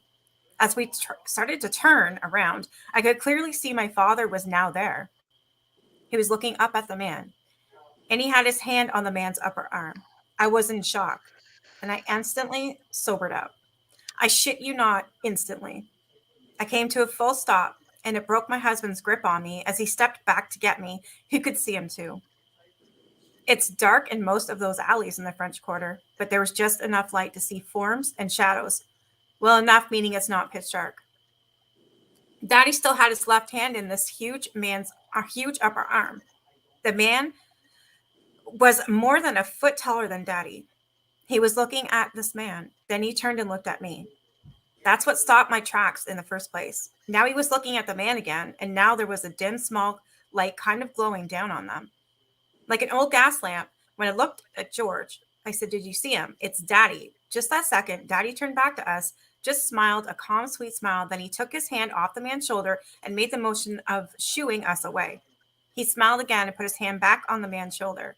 George said, let's go. Let's go, Patty. I did go with him, but I didn't want to. I wanted to touch my daddy again, but Daddy was protecting us and always knew best. We left, but as we were walking, no longer a stumble, by the way, I looked over my shoulder until we turned around the building. He never looked back at me again. Still seemed to be having a calming effect on that huge man. I'll never forget that as long as I live. That is a good story. Wow. That is a good story. I love that. I Sayla, do. no, there is nothing you can say. Okay, there are a few things you could say, but nothing like that is going to offend me or insult me. I have no problem with you asking me questions like that. I have no problem. You're not going to know unless you ask. So, no, don't worry about it. It's okay. The reason I scare most people is because I do have quite a few attachments, and I do have a lot of abilities, and I can be very scary at times. So, it is what it is. Yeah. I don't have that. I just have my experiences. Homes Yeah. I've lived in, like Nikki, where it wasn't a spirit or spirits that I would be afraid of. I didn't feel any malintent, anything at all, but I always felt them in a certain area. I felt like I was followed down the hall, Yeah. no matter where I was going, but they didn't enter the room or bother me or anything. And it was probably the elderly couple that had passed away many, many years ago. So the man that rented the house to me, he was 80. So who knows, how long ago that people passed away. But I just felt like I was being watched, and maybe watched over, but for sure watched. I don't know. But that was a great experience that I had, and I will always treasure that, because that's proof beyond proof that he is still there, Yeah, protecting you. Yeah, and that was the kind of man he was too. It was just bizarre. And I was straight so fast. That's another weird thing. Because I was blown out. I mean, we both were. Yeah. It wasn't a 4-block walk, and we went from zigzagging and stumbling and giggling to, shit, did you see what was happening? Oh, yeah. It was crazy. Yeah. But it was comforting, like I said. That was comforting. Uh-huh. Yeah. So, do you have a short lady with short white hair in your life? Just curious. Yeah. Nikki. Not Nikki. I'm you. sorry. Go ahead, Nikki. No, not Nikki. I'm sorry. Not me. Not you? No, you. Me, I do, for sure. She just left. She just left? Yeah, she just went back home. She was here for 2 weeks visiting. My best friend. Oh, okay. Yeah. She's older than me. I'm 64. She's 71. Oh, okay. Yeah. Alrighty. I was just Is that curious. good? What you wondering about? Oh, no, she's a part of your soul. Oh, yeah. Cool. Most definitely. Thanks, Deb. See that cat behind me? I was just curious. Waiting for a treat. Better get that treat, girl. That's why she's waiting. She's staring at me. What are you doing? I know what you want. I don't usually do that, because that's like one of those parlor tricks that people do that, oh, I have these magical powers. There's this woman in your life. She's short. She's dark haired.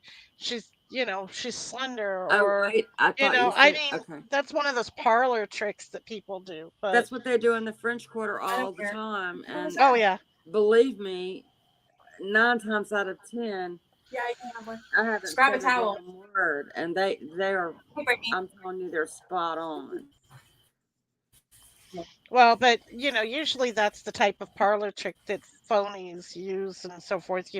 There's this person who hangs around you who's, and they describe your grandmother to a T, but then all they got to do is look at you and know how old you are, and they can describe your Yeah, grandmother right, because right, Yep. they know what era she grew up in and what right, when she lived. So, it's right. just that there's not somebody around you. I'm just feeling that there is a short woman with short white hair who is a part of you who just departed. So that was why I You mean asked. passed That's all. away? You mean No, passed no, left as in 3 days departed. ago? That's why I didn't say died. Yeah, Just left your yeah, presence. yeah. We're kindred spirits for sure. Yeah. Yeah. She's a very strong part of you, so Oh, it's yeah. very evident in you. That's all. Thank you. I'm going to pass that on. She'll love that because we were in New Orleans one weekend, and you know how outside, I don't know, but outside the front, there's a church there that everyone sees in the postcards and everything. Well, right in that area is where, in that square, Jackson Square, is where everyone, the artists and all types of artists, and including, people we're talking about Right. now, set up. And we sat down to get a reading, and he blew me away. Right. And she was real eager that day. I don't know why, but her son had passed away not very within the year.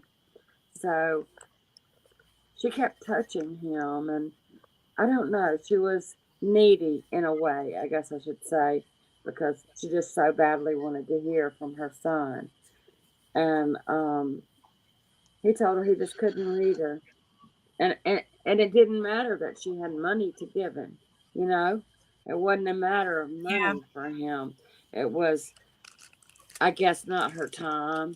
It was too soon, or she wasn't prepared, or whatever. But he gave me an excellent reading that was completely true about the MF that I was married to and everything that was going on. And of course, I'm in denial, like, no, he's crazy. He doesn't know what he's talking about. Well, a year later, he wasn't crazy, and he knew what he was talking about. Yeah. So, Right. I mean, not everyone's that lucky because there are some charlatans out there, but New Orleans is full of the spirit of all kinds. Oh, I believe that. I would I love would, to go there. yeah. Oh, girl, I'd love for you to go. I'd meet you. But that's a long way from where you are. Yeah, Yeah. unfortunately. About as far as you can go in the United States away from Yeah, Canada. exactly. For like Mary Laveau, yes. Yes, Right. golly. Yes. Yeah, Dead Legato, I want to make a comment about what you said. You said people mistake actual EM for ghost energy. EM itself can cause sickness and hallucinations that people mistake for ghosts. And that Really? is exactly true. It is true. I didn't know that. An EMF reader. So if you use it properly, if you know what you're doing when you use the EMF meter, so it if it goes off, if your EMF reader goes off and it goes steady, it continually goes off as you're holding it, wherever you're holding it, that is Yeah. not spiritual energy. That is not spiritual energy. That's actual electromagnetic energy that is being picked up. Spiritual energy is going to set it off and then it will stop. And then it'll set it off and then it'll stop. And it can do it on command and things like that. But not Um, for long bursts of time. no, it's not going to go on. It's not going to.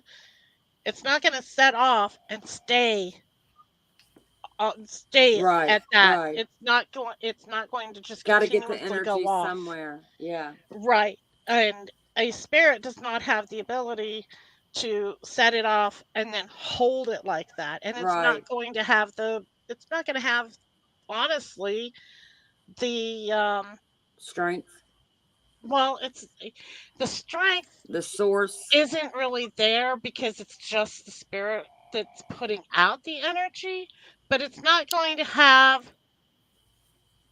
I'm trying to think of the word that I'm trying to think of. Um it's not going to want to just stay there. They get bored just like we do. They want to move around. They move around a lot. So they're not going to just stand there for 10 minutes and have an EMF meter go off. It's going to move around. So you're not going to have that just sitting there.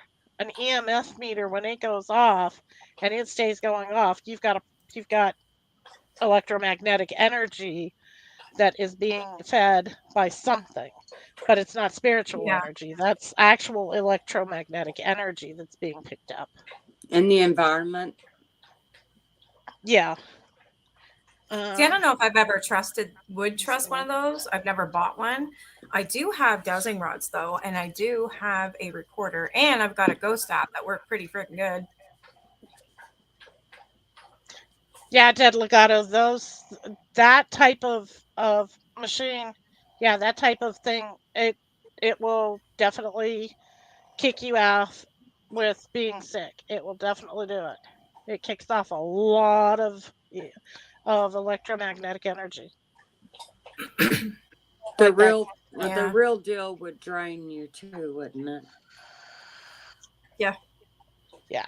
Yeah. I believe that now. Yeah. It drains you.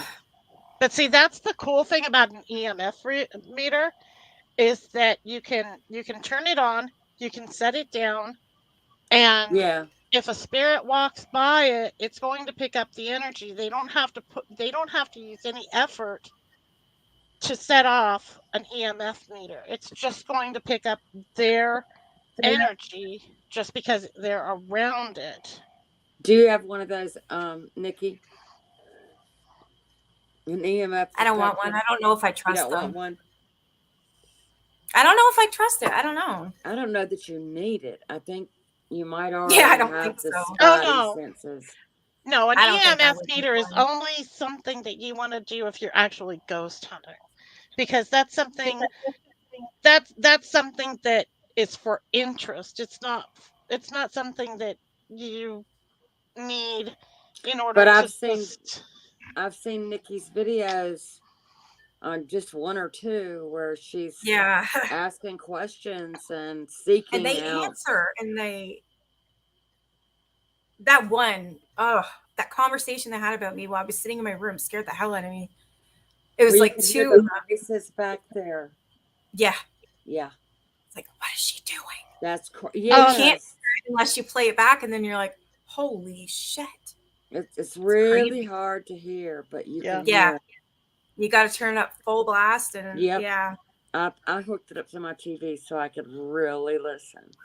Yeah, So that They are freaky, Dead Legato. I use them. I have used them, and I ask it questions, and every single time it's always true.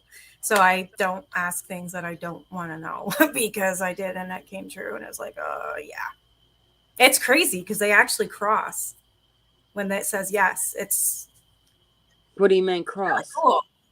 Yeah, So they're like dowsing rods, if it's a yes, they come Oh, in the dowsing rod. and they cross and make an X. For a no, they go Yes. all the way out and spread out. they just they stay straight, and if it's a yes, they literally like cross. It's really cool. I have no experience with those. I got them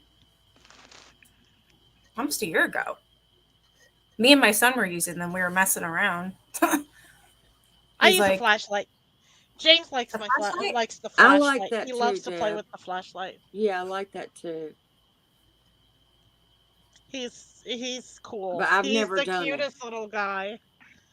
I wish I could share him with everybody. I really do, because he's so cute. He's like, it's Really? like showing off a grandchild, you know? I mean, he's just that cute. He comes in and he'll in the middle of the night, like now I'm in pain all of the time. So he comes in, like in the middle of the night he'll come in and he'll just brush my cheek. Oh, He'll just take a finger and just brush across my cheek. And he'll pick the like last night he picked up the sheet and tucked it up under the back of my head because I was laying on my left side, and he just That's kind cute. of did that. He just does little things to make me feel better how long's that been going on? ever since we've lived in this house. How long's that? 4 years.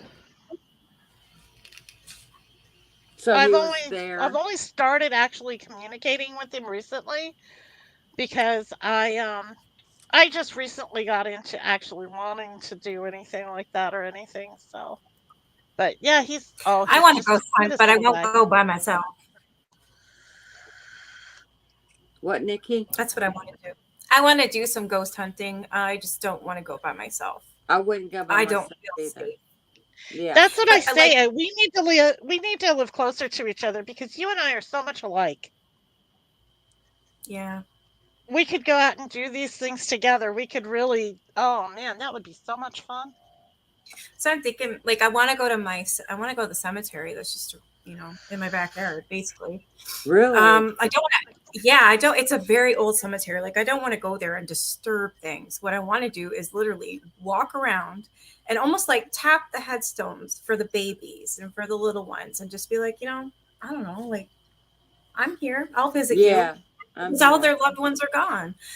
So I want to do that and just keep my recorder on just to see if anybody says anything. I don't want to ask questions because I don't want to start anything. So I was just thinking, I don't know, maybe they'll have something to say. You haven't been forgotten, right? Yeah, like I'm here. Yeah. And I love looking at them. They're so beautiful, these graves. There's one with a lamb on it. Oh, it's beautiful. There's a lot of babies. There's a lot of children. I'm not sure why. I want to know why. I kind of want to figure that out. Here in the States, that was because of back in the day, the diseases that were untreated, Yes. Yeah. Like, So Nikki, do you have a digital camera? No. Could you get a digital camera? I can send her I'll one. have to buy one. No, It, I'll it send you one. just a small cheap one. Um, at dusk, go to the graveyard and at dusk start taking pictures.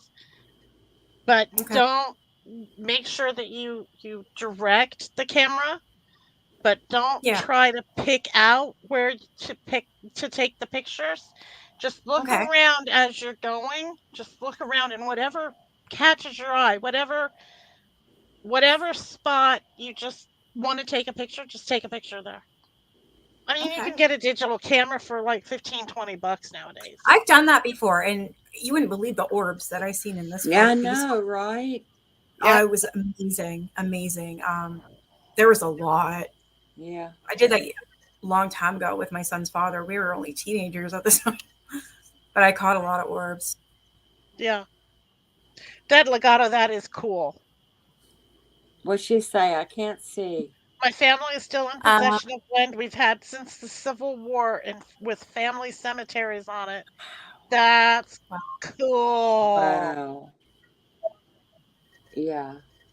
See, I don't ghost hunt in a cemetery though. Because what you do is you stir up the ghosts, you stir up the spirits, and they all want to interact, and they all want to, and you just end up with a big mess. But going to the cemetery and like taking pictures and letting them present themselves as they want, and doing like EVPs, like you were saying, and things like that, just let them Yeah. talk. Don't ask questions, just let That's them what I want to talk. do. I don't want to go Yeah. there and be like, okay, well, what's your name and no. If they want to talk, they can talk to me. It happens all the time without me even asking anything. So I just want to go there, maybe just turn my recorder on the whole time Just Yeah. go around, do what I normally do because it's peaceful, it's beautiful. Dusk, fine, but I'll never go in the dark again because that lady that haunts that place scared the shit out of me. She screamed at me, and I'll never go back. Like at that time of night. Or by yourself. Right. Yeah. Yeah. No, you want to go at dusk, and Okay. you want to leave just after dusk. You want to you you've got Yeah. like you want to give yourself like about 20-minute to 30-minute window in there, and Okay. just out as soon as dusk is over, before it gets full dark, you want to leave. And there's a reason for that. Attachments happen as soon as attachments happen at full dark. The moment it turns full dark is that's the most susceptible time for attachments, and you don't want an attachment from a cemetery because you I don't know had what one. you're gonna get. No, I had one from a man. And that's that son of a bitch. Yeah. Ruined my life. I'll never. I got Attachments are protected horrible. though. I have a friend. He's psychic and he put some sort of protection thing on me. I have never been bothered since. I was Ever. wondering if you had protected yourself before you started that. He did. He did. He said, Good. I could tell you right now who it is, what it is. And Mhm. I didn't even need to say anything. And he's like, I already put something on you. I'm like, is that why? Because I'm telling you, wherever I went, this thing would follow me and torture me. It would shake my bed at night. It would constantly, whispers in my pillow, and my mattress would breathe up and down. And I remember one night I was sitting on my bed and it just pulled me forward and slammed me right up against the window. And I smashed my head, broke. The glass broke on my head. I'm like, holy shit. My son's father was on the bed with me. This is before we even had that. It used to just shake constantly at night. And it was like, holy, like this is fucked up. Right. Yeah. So that Yeah. protection that Deb was talking about earlier, for sure.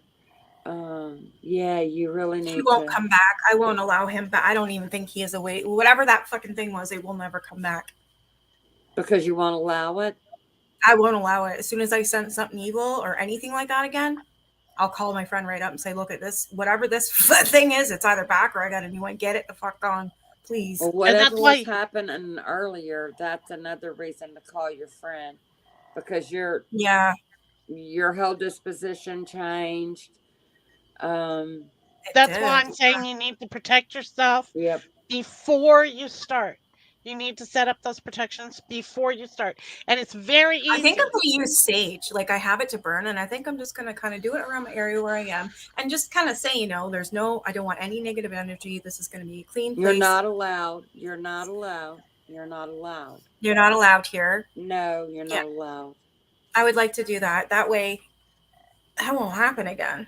So that was right. kind of Right. scary. Who is that snoring? I don't know. That is my husband's dog. Oh, is it a pug or something? He is a Shih Tzu. His name is Junior. I have a Shih Tzu He too. is That's what laying Jack next is. to He's a me. Shih Tzu. His name, And he's snores laying all next the to me, time. sound asleep. He is knocked out. Yes, he is. That's precious. I love Shih That's my Tzus. dog. Yeah, Mine your doesn't- dog's a Shih Tzu. Yes, that is him. That is him. Yeah, I'll do that, Selah, just because I haven't actually talked to my friend in a few years. I know I could call him up though and say something, and he'd be right there. But yeah, Yeah, Nikki won't call me. I live in the States and she lives in Canada, so I can't call her I can't call her directly, but I can't call her on WhatsApp because she doesn't have I me don't on have WhatsApp, so Messenger. I can't call her. You can So. call on Messenger. I have Messenger. You can always call me on that. Yeah, if I had you on Facebook, I would be able to do that, wouldn't I? I have linked Patty up on with Facebook. her. Yeah. Who are you on Facebook? Is it still Nikki38? Nope. Nope. It is. I've already doxed Nicole? myself. But Is it the Nikki Fallon? And Nicole Farron Jacks. That's what Yep. it is. you want to know why I said Jax? That's your dog, right? Yep.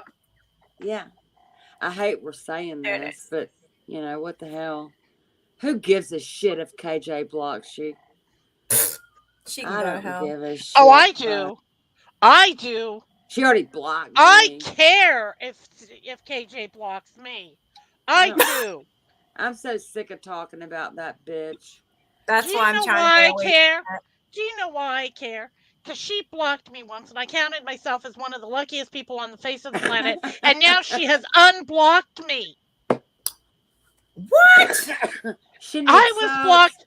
I She was needs blocked subs. on Facebook. I was blocked on IG. I was blocked on Twitter. I was blocked on YouTube, and she has unblocked me on everything. And I don't know why. I don't know what I did for the universe to hate me so much. Ah, But she you said unblocked that me in a on everything, comment. and I'm pissed. I remember. I remember your comment. I don't know what I I'm blocked did to on. deserve this. Oh, I'm blocked on Twitter from both of her accounts. I'm blocked on Instagram. I'm blocked on Facebook. I'm blocked on YouTube. She's such I think a it's loser. funny. We don't Oh, even need to talk about her. Screw her. I am. So Yeah, you know same deal, how Legato. I did not know either until I seen that nobody was seeing my comments on YouTube, and I'm like, oh, okay, I think I'm blocked. um so you know how I said that I was not going to make my channel about KJ, Yep. and I was going to keep that Vaguely, yeah, completely I out think of it. so. All bets are off. Hey, Jack. I All see you. bets are fucking off. I am going to be Holy shit. Get after what's been going on the last couple of days. I am the last several days. All bets are off. She is yeah, she's on my shit I list, so agree. I'm gonna start doing things. What's she been doing? Do it. I'm lost. Oh, just every time she Well, opens up that mouth. Yeah, right? So negative. well, Such look at what negative. what has happened with Molly and Tia. Look at what has happened with I mean, in the last several days, Yeah. she just because of her, things have been ripped apart between people who have now, don't get me wrong, Molly and Tia, there's never been any love lost between the two of them anyway. That's not the point. They were actually getting along. They were accomplishing Yeah. they were Common working goal. together towards a Yeah. common goal, and now they are at complete odds. And both of them are saying that the other one isn't doing what they say they're doing and so forth, and it's just I'm it so has over but it. with the things that she's been saying about the Duggars and the things that she's been doing and things that have resulted from things that she's already said in the past and so forth and everything. I'm done. I'm done. Uh-uh. I'm done. Yeah. With So which one? Everybody? with KJ. Yeah. With KJ. I'm I've done done with it with all. her. I'm trying to get away from it, but I mean, I still have a lot of subs that depend on me for content, Well, so I that's will the do it. only But way. That's the like, only way I can keep up with her. It's through you and other than Charlotte yeah, and Renelle, I think, and Nene. Yeah. yeah, they're my favorites too. Yeah. I like that. Yeah. But I Nini's don't ever give hilarious. her a watch. Nah, Well, I sent you a friend request on Facebook. you did? All right. I did. Okay. Yeah, So Teresa's on my Facebook too. That's it. Just you three. Oh wait, and Dragon Mama. You okay, saw the kitty? I have to get off of here, ladies, because I'm starting to get very much bugged. I have someone wanting me to stop paying attention to the computer. It Oh can't really? be I that should puppy. What's that? I should It probably get can't off be here. the puppy. Yeah, Well, that you guys puppy have a good is. night, Night, and it Dad. was nice to talk to everybody. Good night. Night, Dad. Yeah, it was. We'll do this again tomorrow. Yeah, it was Every a lot of day. fun. I'm sorry. I said for a minute, and I was gonna be up here just for a minute, and yeah, I'm really sorry, guys. I Don't be. enjoyed it. Me I too. enjoyed it. Got You've Nikki never out been of on her her funk. channel and she blocked you, Dead Legato? That sounds Oh, about right. probably. Yeah, if you even so much as like another person's comment, Dead You're Legato, blocked. did you come onto YouTube and breathe? That's Were all you it were you takes. were you breathing while you were watching a video of, I'm breathing. I don't know, maybe the Queen's funeral? I don't know. Were you watching a video of Tom and Jerry or something at some point on YouTube and breathing? Because if you had the audacity to breathe, you will get blocked. Yeah. It's surprising that all hell's demons don't come after that bitch. You know, how does she sleep at night? But anyway, enough about her. And I'll let y'all go. I appreciate being up here, Nick. Yeah, thanks, Nikki, for letting me come up here and talk to you and chat. I No, love I love chatting you with guys. you. Make me feel so much better. Good. Good. Good. Keep that rose quartz where you can put your hand on it anytime you start feeling even a little bit of pressure. Just put your hand on This it. is where That rose this is where quartz it's will been. be good for you. It's in my bra. It's in my bra. You There see you it? go. That's where mine go. That's where I put mine. Oh my The way it's God. touching my skin. It's right in my Oh, little you're. sports bra. Oh my God. Well, Okay, Nikki, I don't know how to get off here, so you can drop me. All right. Thank you for coming. And I'll be back tomorrow if you guys want to come on. 7 p.m. every alrighty. single day. All right. Night. Bye, guys. Bye. Good night. Good night.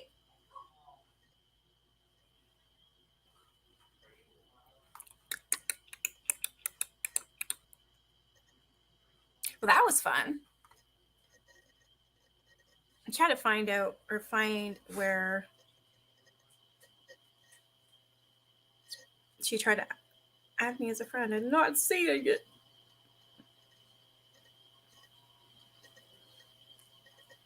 I'll check after.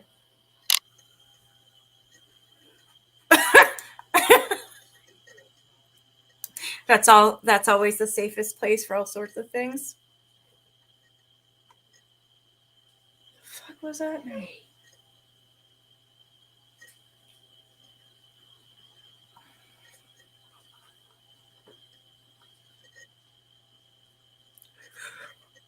Whew. Now I'm getting kind of tired.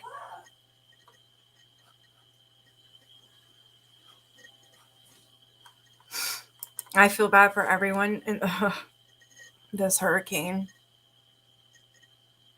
Yeah, I think I'm hungry. I haven't eaten quite a while, actually. I'm hungry. I got my appetite back. So I'm going to go eat, drink lots of water, and go watch Halloween H2O, I think. Or just start them all off one by one by one by one. I don't know. Well, thank you, support your troops and athletes. You're going to have to marry me so I can become your ex.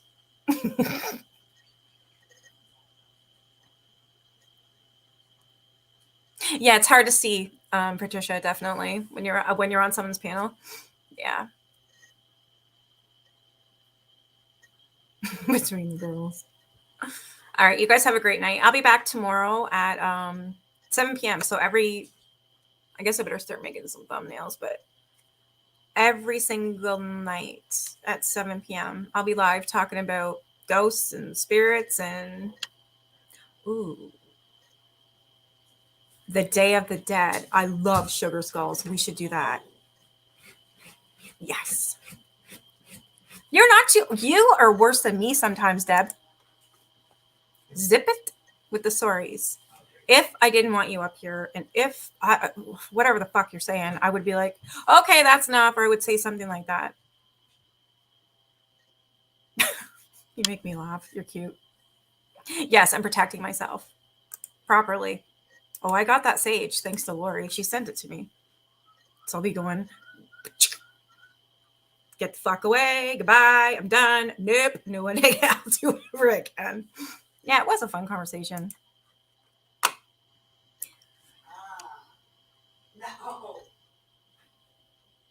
Yeah, something like that. I love the Day of the Dead. Just reading about it, seeing all the makeup. Oh, it's awesome. I love it. I painted this thing last year. Actually, I'll have to show you. All right, I'm going to shut it. I'm going to go because I need to eat. Yeah, don't feel sorry. Exactly. She's never too much for any of us. She is a funny little fucker, Deb. All right.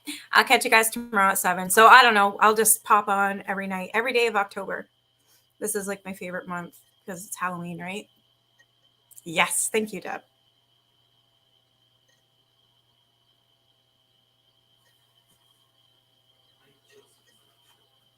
Oh, I've got my heart set on something else. I just went grocery shopping, so I'm going to go eat something. I got my heart set on it. You do too? Oh, we should do it together then. I love sugar skulls. Oh, the makeup, everything. I love it. All right. I'm going to go. I will be back tomorrow. So every night, 7 p.m. Eastern time, I will be live. In October.